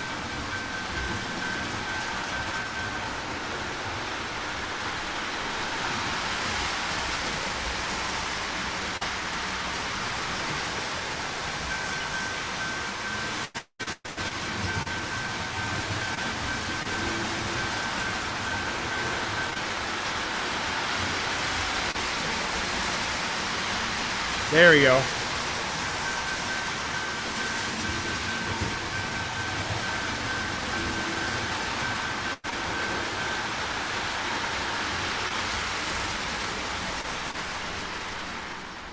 right, I'm gonna give her a break. That was awesome. Yeah, I just didn't have this many cars on it yesterday. I just had the so last night when I got the engine all fixed up at the desk, I just had the engine hooked up to the 3 scale cars, and then the well, these are all scale cars in this contest, but the Pennsylvania caboose at the end. I was like, man, this thing's kind of struggling, and then it just filled the whole room with smoke. I was like, man, this has got to be one of my favorites. All right, so you guys want to talk about Lionel quality dropping? I'll show you right now. This is the problem right here on this box. Look where it says made in Vietnam, and that's your problem right there. So yeah, it's the quality control is going down and down and down. If we thought China was bad, Vietnam stuff, I don't know what they're thinking. Like, you're gonna spend, so much thousands of dollars for a train. It's gonna be made crappily and no quality control. I don't know what they're thinking.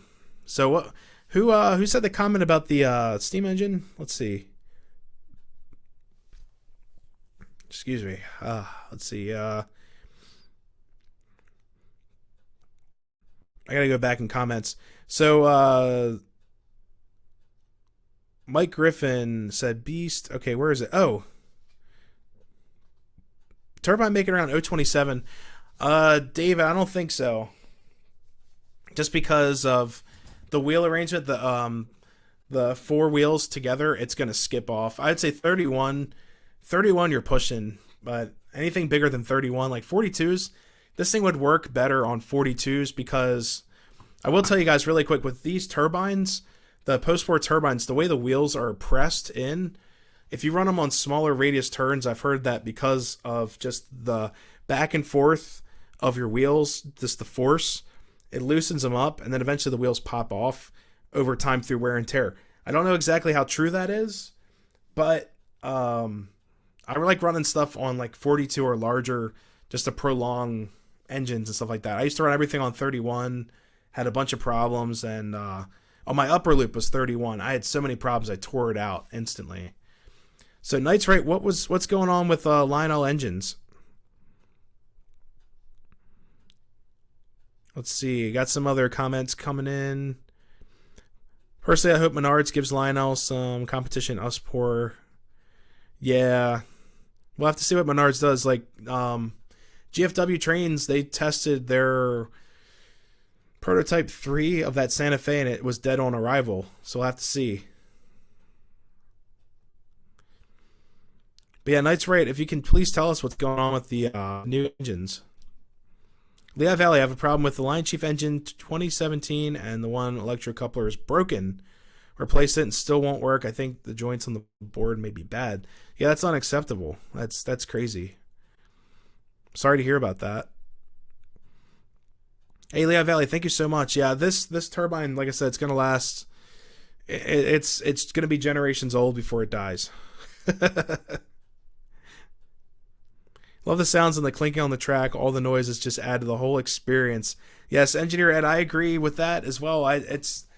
This track's a lot quieter than the fast track. Like, fast track's very loud, but it does help that I have some like sound deadening foam underneath of the platform. There you go. Y'all thought I was kidding about that pulling out my dad's Dodge.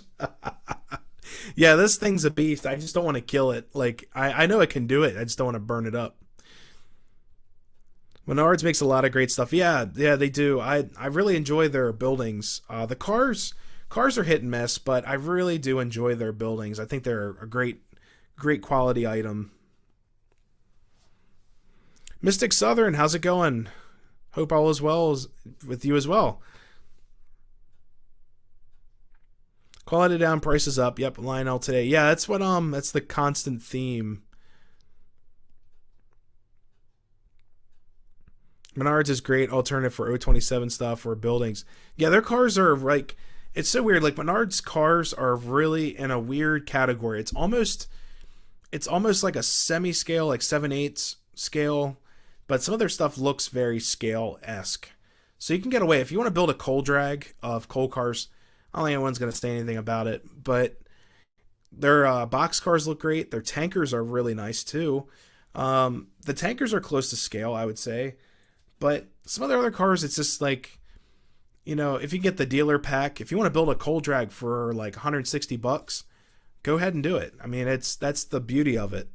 And the buildings are excellent. I love their buildings.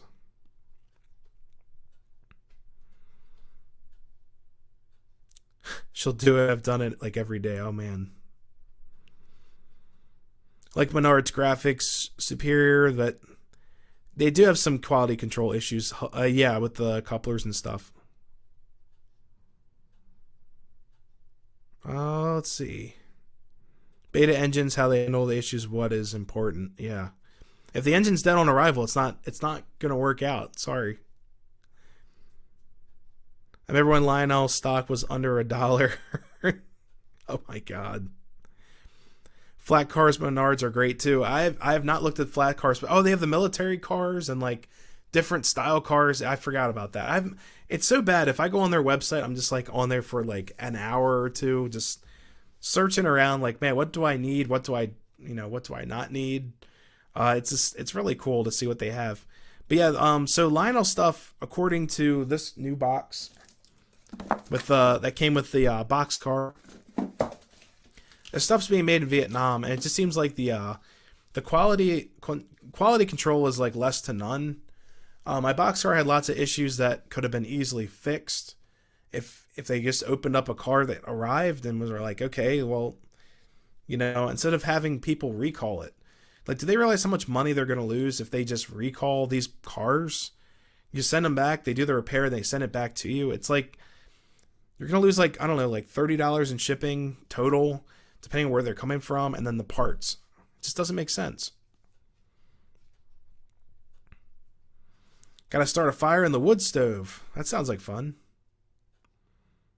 So yeah, we're going to switch out the locomotive. We're going to say goodnight to the turbine because I'm going to put her to sleep because she's done a lot of work. I bet you it's warm. Yeah, turbine's warm. So guys, this week or maybe next week, sometime this month, this review will be out on this turbine. This is the 681 turbine. I picked it up at a show, and I'm definitely going to do a review on this. It's such a great locomotive, and it definitely deserves a fantastic review. And this thing is just a beast. I love it. And then here's the they're about the same weight. Here's the old one. Then here's the Williams turbine. So there you go. This is the 6200 681. Could do like lifts with this thing. They're so heavy.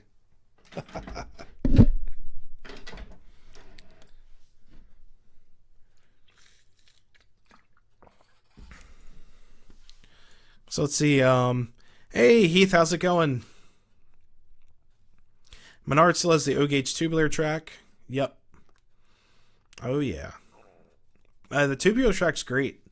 I really enjoy it. If you're running pre-war stuff, post-war stuff, tube track is definitely the way to go.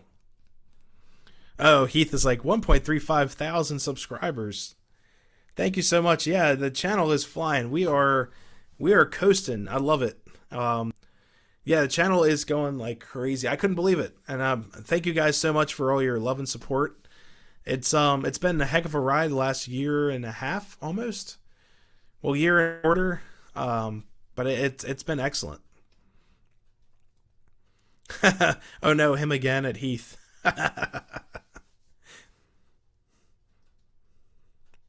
My new layout uses Menard's tubular track. It's like groovy. Tube track's great. I used to use it. I just honestly, this layout would have been tube track.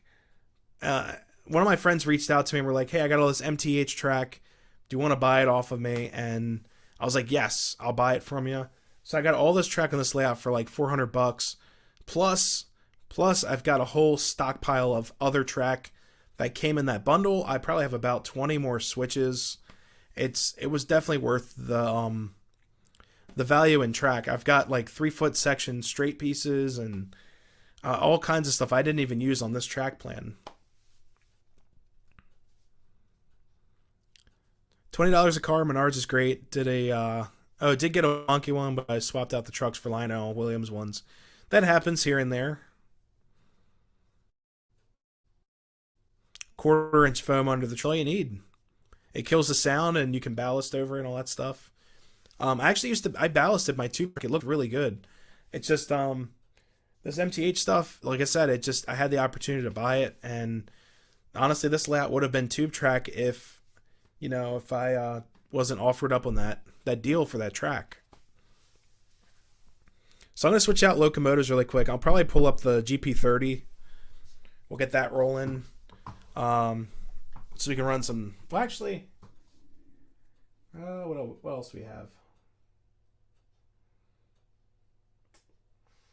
I'll find something else. I'll run something without sounds or something. I'll find something cool.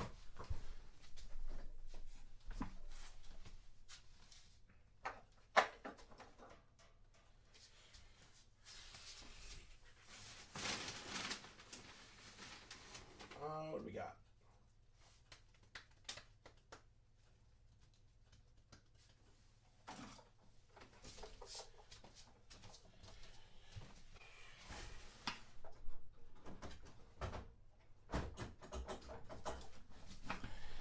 All right, guys, I just hooked up another Williams engine.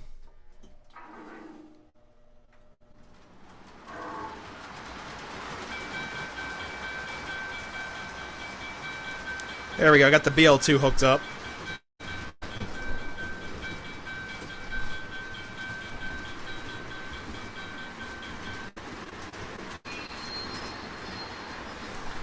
There we go. A nice quiet engine.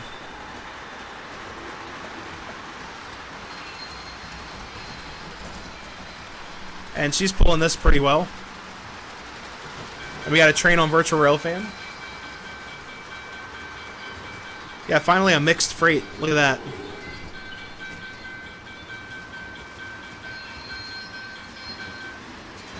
Nice.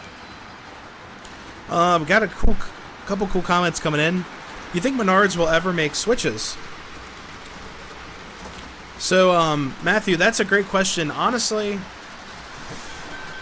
I'm going to say no, just because they are looking at, like, the less mechanical savvy, the pretty much like the more efficient way of running stuff, the better. So they're selling tube track, they're selling other items that are not like mechanical, like trains. They have the new Santa Fe that, the prototypes, but honestly, I think they're going to stay away from switches. But that is a great question. I honestly think they'll just build track, and that's it.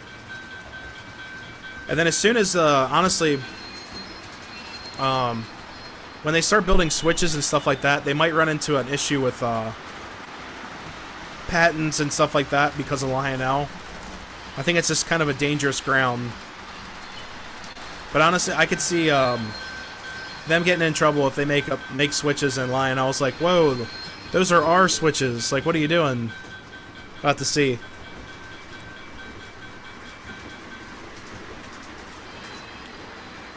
I should get 4 switches, 2 at 54, 2 at 31s. Yeah, this is all 54 on this layout.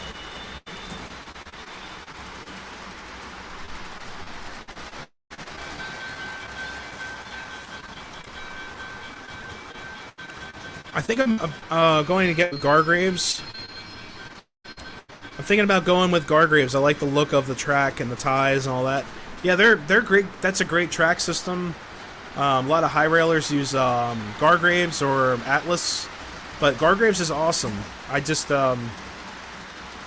yeah, this stuff, I love the way this stuff looks. This is like, this is MTH Rail Tracks. They just ballasted the heck out of it. So it looks, it looks really close to Atlas. Excuse me.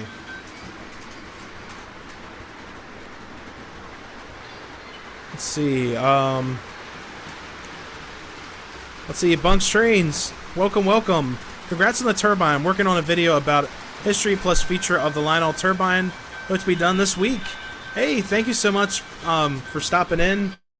Yeah, I'm going to do a review on my Turbine. Won't really get too much into the history. I'll just say like what variation it is, but I definitely would like to do a review on the Turbine I just bought. But they, yeah, they're such great engines. It's going to be a while probably. The engine's still warm, but yeah, here's the... There she is. Good old 681 right there. It's a heavy girl. It's a beast.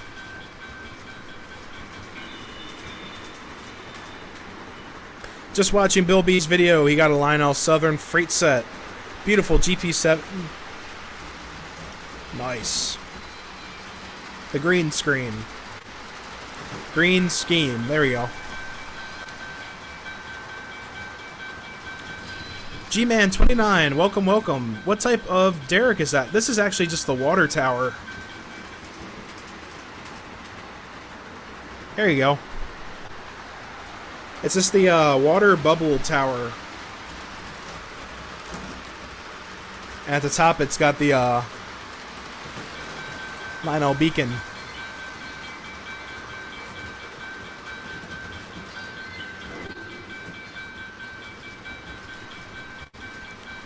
It's probably one of my favorite accessories on the layout. It's just so simple, but the just the effect of the lights bubbling and the little light outside of it.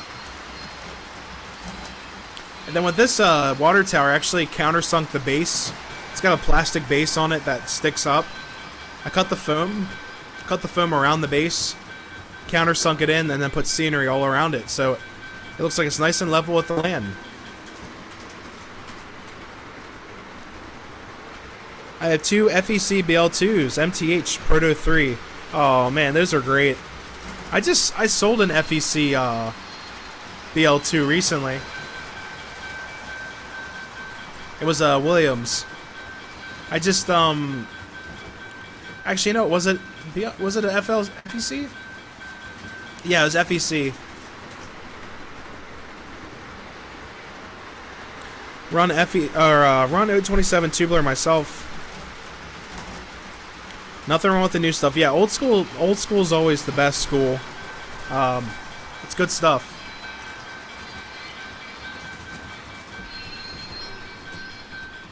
Oh god, Heath caused enough problems with... Oh, for one day. Happy Friday, everyone. Have a great weekend. Heath, thank you so much for stopping in. Hope to catch your streams this week. I just been dealing with some other problems and issues here at the home front. Heath, I'll catch up to you. Lehigh River, I run fast track. It's simple, easy. I'm not a scenery person. So pre-ballasted track is great. Yeah, this track is gray until you ballast it over. But yeah, fast track's cool. It's just a little expensive. But I think all track systems are expensive. Hey, thanks, Mike. Yeah, it's just simple things you can do. I like countersinking all my items in the layout so you don't get that big like plasticky base in there.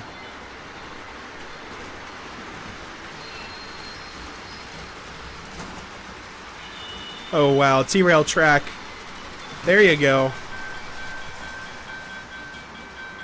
Let's see, I'm gonna stop the train, give it a break. It's probably like cooking in there.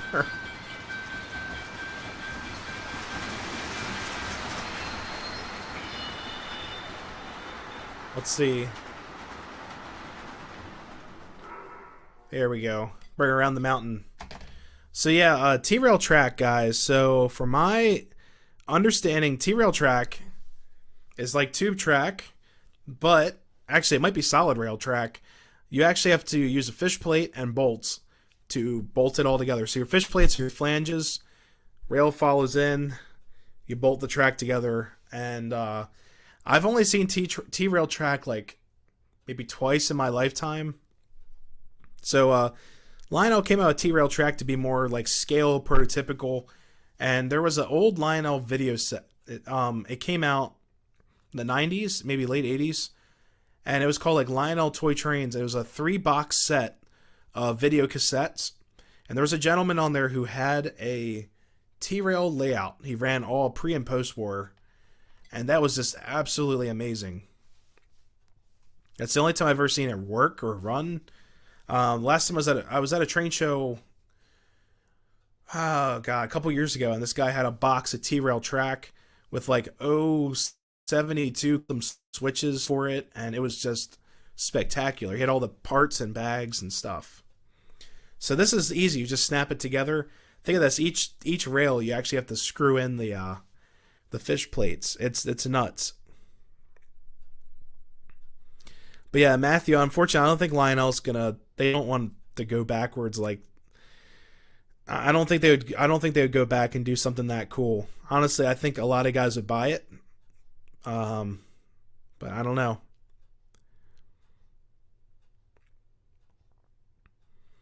If money is no object, Gargrave's track, Ross custom switches are a good combo. Train Club has both. Yeah, Ross is great. I saw those guys at York. Heck of a booth over there. It's just tons of stuff to look at. Dragon King, welcome to the channel. Just got a 2020 Turbine and a 726 Berkshire. Yeah, 726. Oh man, you're gonna have fun with those. Those are great. Great locomotives. I'm an N scaler, but curious, do you O scalers have to weight your freight cars? Okay, Mystic Southern. That is a great question because these cars I do not, but it depends. It really depends. So where's a good car, for example? Let me grab something under the platform real quick. Okay.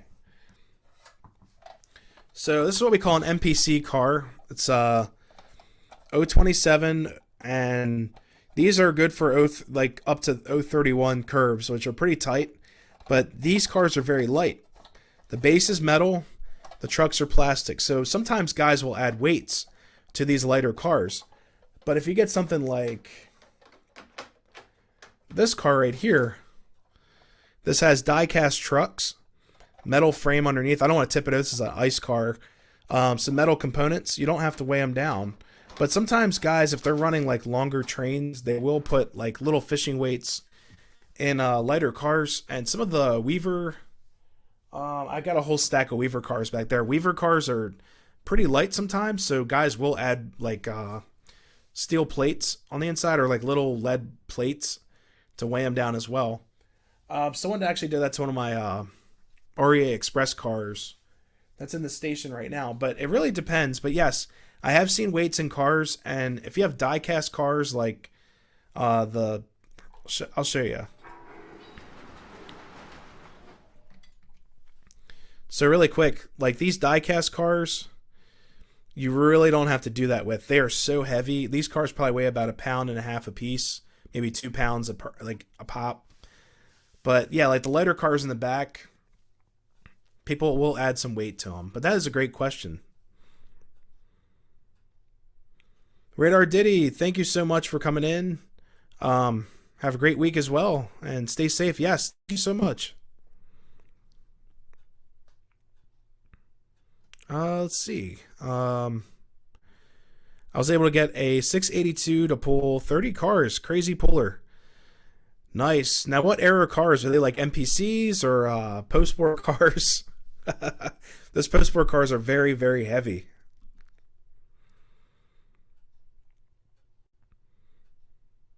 Let's see. MPC usually needs an extra weight. Yeah, that's a great point.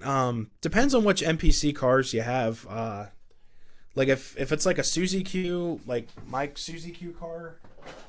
Let's see. Here we go. I'll show you guys this really quick.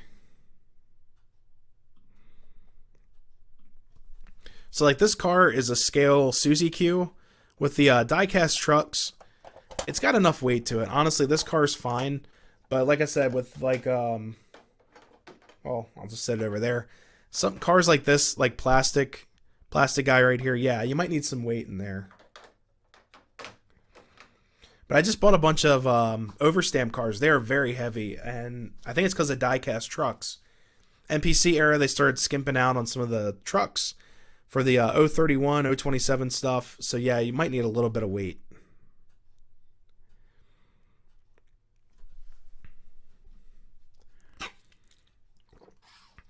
On trains, that's a great point as well.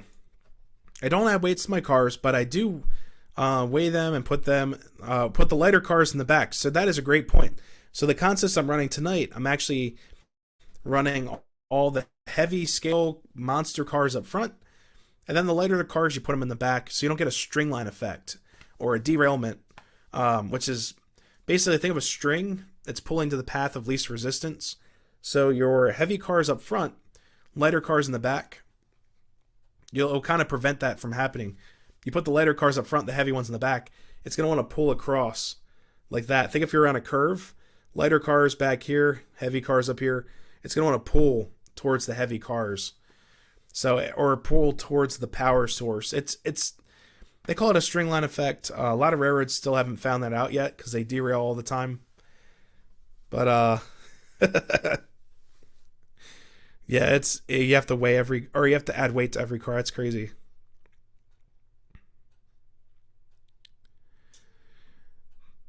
That would not surprise me. Shipwright. I don't know about T-Rail, but I keep hearing rumors. Lionel's going to make 027.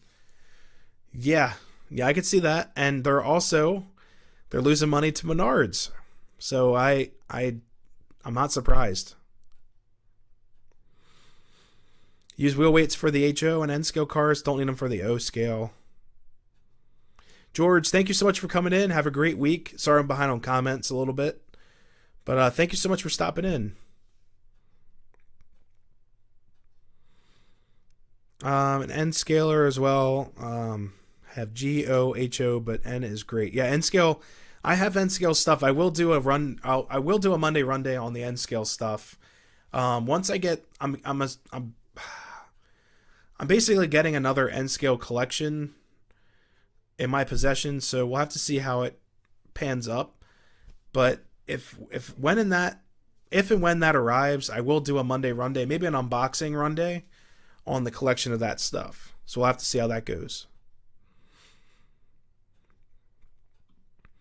Yes. Yeah, mostly post-war cars, heavy oil them before attempting. Yeah, post-war cars, just a little dab of oil on the bearings. They'll be flying right down the track. But some of them are kind of clunky, and it's not like the newer stuff. It's not like I don't know. It doesn't have like that roll factor of like this. Like these trucks will roll forever, but post-war stuff can be kind of laggy. It's just well quality built cars and a lot of metal weight. I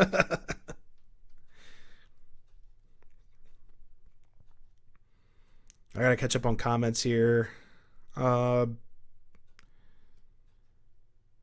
effect, cool. Didn't know I had yeah, it's an official name. It's like stringline effect. There's a very famous derailment that happened at Harper's Ferry. Oh, we got a train. Nice. Yeah, look up Harper's Ferry derailment. There's a guy who actually explains the derailment. Man, that guy's flying. Jeez.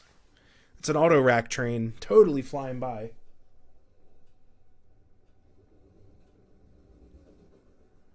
Wow. I always like seeing if I see a Conrail car just thrown in there.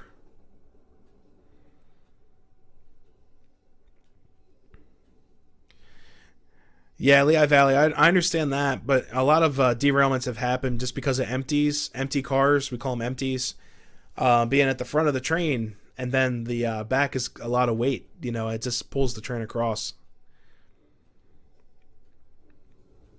Chicago South Shore, how's it going? Mostly I have microtrains, N scale cars, and any Kato and Bachmann. Yeah, yeah, those are good quality cars. Engineer Ed, I'll definitely let you know. I gotta see what this whole collection is that I'm getting. I'm getting a bunch of DC stuff, and I don't know what's in it. I haven't seen it. It could be just a couple starter sets. We open up, do an unboxing or something like that, but I'll have to see.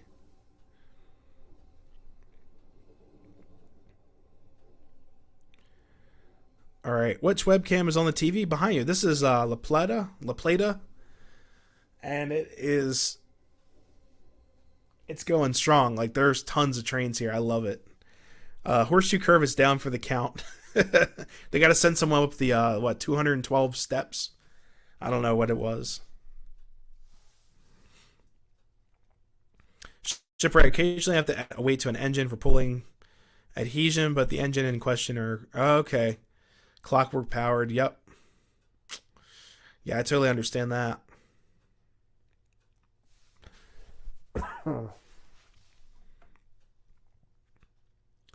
Lots of fun to hang out. See you next week. Thank you so much for coming in. Yeah, it's been a great stream talking to you guys. Yeah, it's just always fun talking about trains. There's so many different trains out there and just so many different makes and models and like scale stuff and not scale stuff. It's just so weird. There's a lot of trains out there for sure. Try to get these cars to couple. It's like, oh man. The Randall, the camera's in La Plata. So probably pretty close to like your guys' neck of the woods over there. Also said intermodal passing train, auto rack, NS double track, mainline. Huh. Mid engine power. Yeah, DPUs, I guess. 2 in the middle. That's interesting.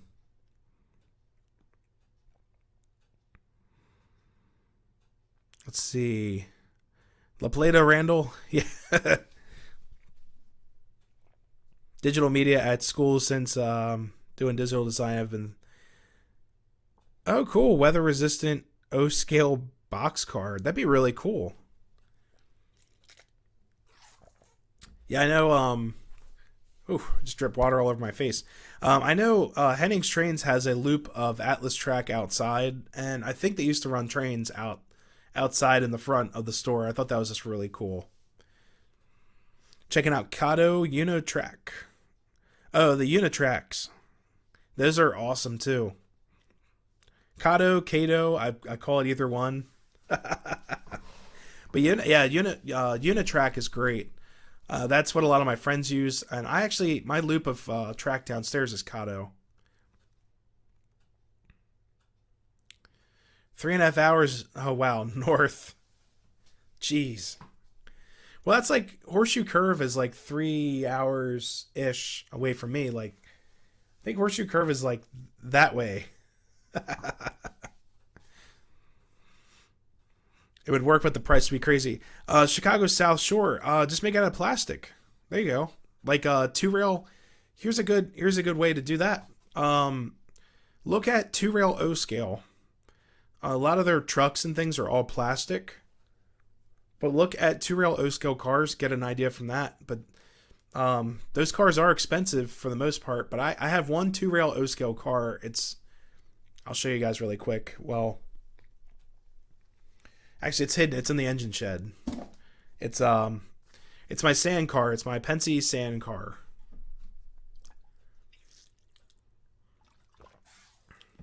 Here we go. So I'll run this train around a couple more times. We'll call the stream soon. It's 10 o'clock at night. I just getting over some health issues over here, but I'm losing my voice. I got to stay up and edit some videos as well, but we'll run the BL2 a couple more times around. It's a fun little engine. Get that running around. There we go. There she goes, and we're off. 3-rail. Okay, so 3-rail is where it's gonna. Free rail is where it's going to cost a little bit more. Lehigh Valley, thank you so much for coming in. Have a great night. Have a great week. Randall, Kato Unitrack, yeah, look it up on eBay. It should be a little bit cheaper, but that track is really nice.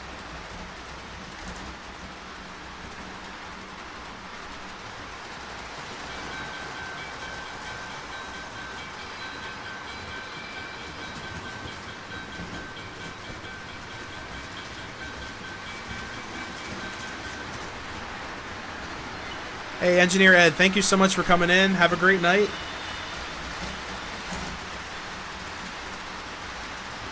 Have a great week.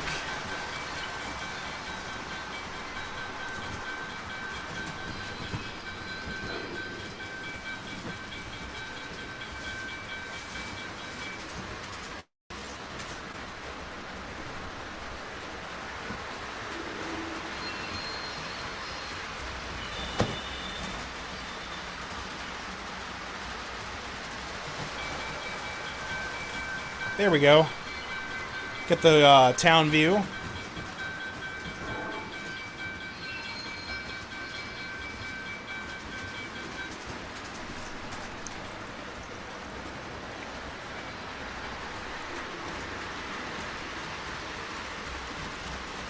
Gotta check out if there are any paint that would protect the boxcar. Honestly, it might just be better off using like whatever mold material. But I think maybe look at like marine paint. That might be pretty cool.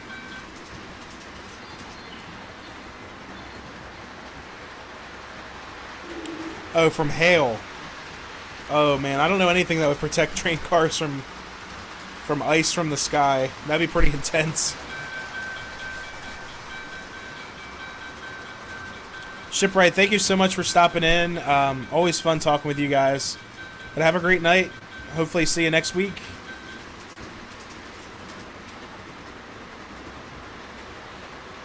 Oh my god, 4 hours and 40... So 5 hours away. Wow. Jeez.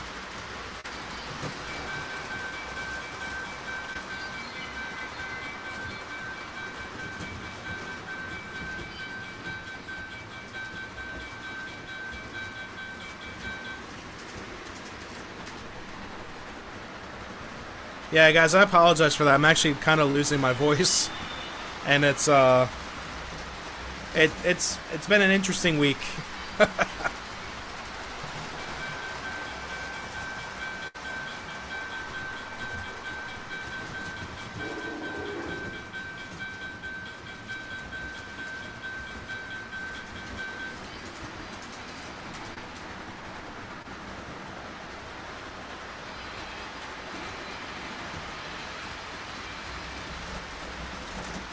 All right.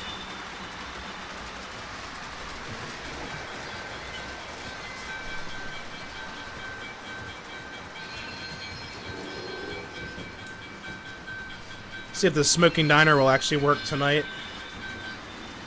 I actually rewired the smoking diner with the MRC transformer, so we get the full 20 volts on that smoking diner. Oh, it's smoking.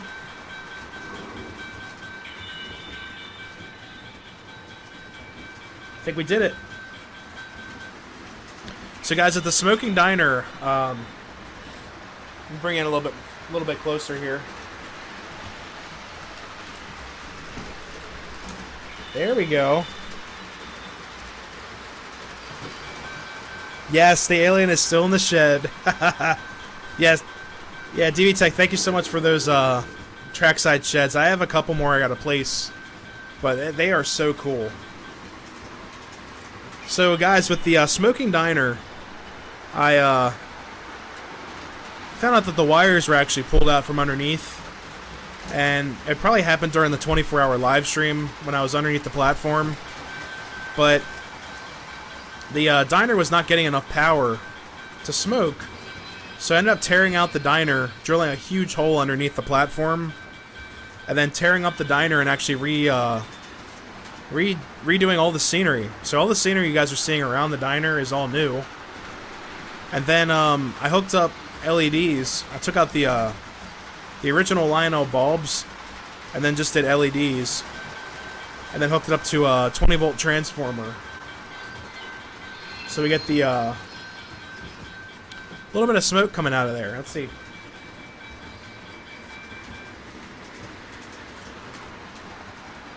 Yeah, just a little bit of smoke.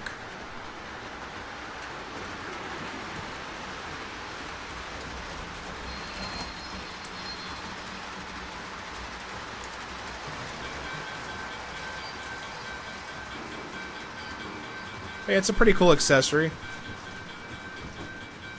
Oh yeah, the alien. There's 2 aliens now.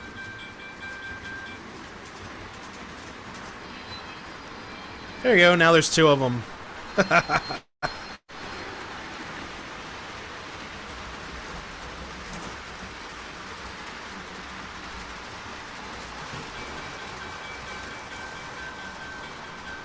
Yeah, the smoking diner's trying so hard to smoke. I think there's just too much fluid in it. Are you using the soft white or bright white? I think these are soft white, but David, I think what I usually do, I usually paint them. So when I do LED conversions, I usually I use Eva model LEDs. Oh, whoops! I gotta turn that off. So, whoops. So the LED in this caboose is actually an Eva model LED, but I actually painted the bulbs to be like the amber color. So I think they're the bright white. Yeah, I think they're the bright white LEDs from Eva model, and also the Pensy coaches back there. Those are also painted Eva model LEDs to get like that nice amber color. So I with the diner, the lights didn't really need to be painted over.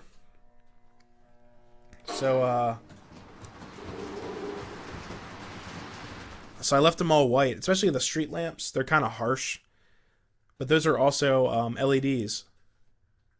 Man, that thing's really hissing. Let's see if it does anything.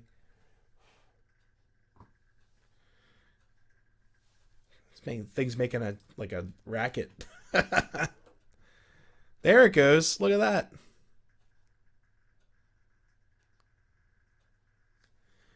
It's like making the bubbling sound, or the bubble chirping sound. I would put a fan smoker in there, but I'm not taking that thing apart again. It was a nightmare. Like, I was afraid I was gonna totally crush the shell. Like, this shell on here is just like a MPC.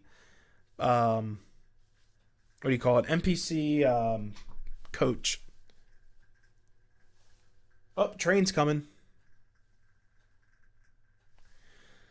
So yeah, when I took this this car apart, or the diner, it was just a mess because there's like smoke fluid all on the inside, and it says like pry up coach car tabs here.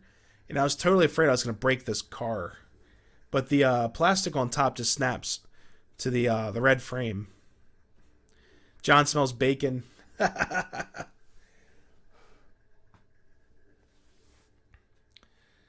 see. Hopefully it does something. It's trying so hard to do that. Yeah, and I've tried that before. I think there's just a little too much smoke fluid. So it's trying so hard to do what it's got to do, but I don't know. Let's see if I can.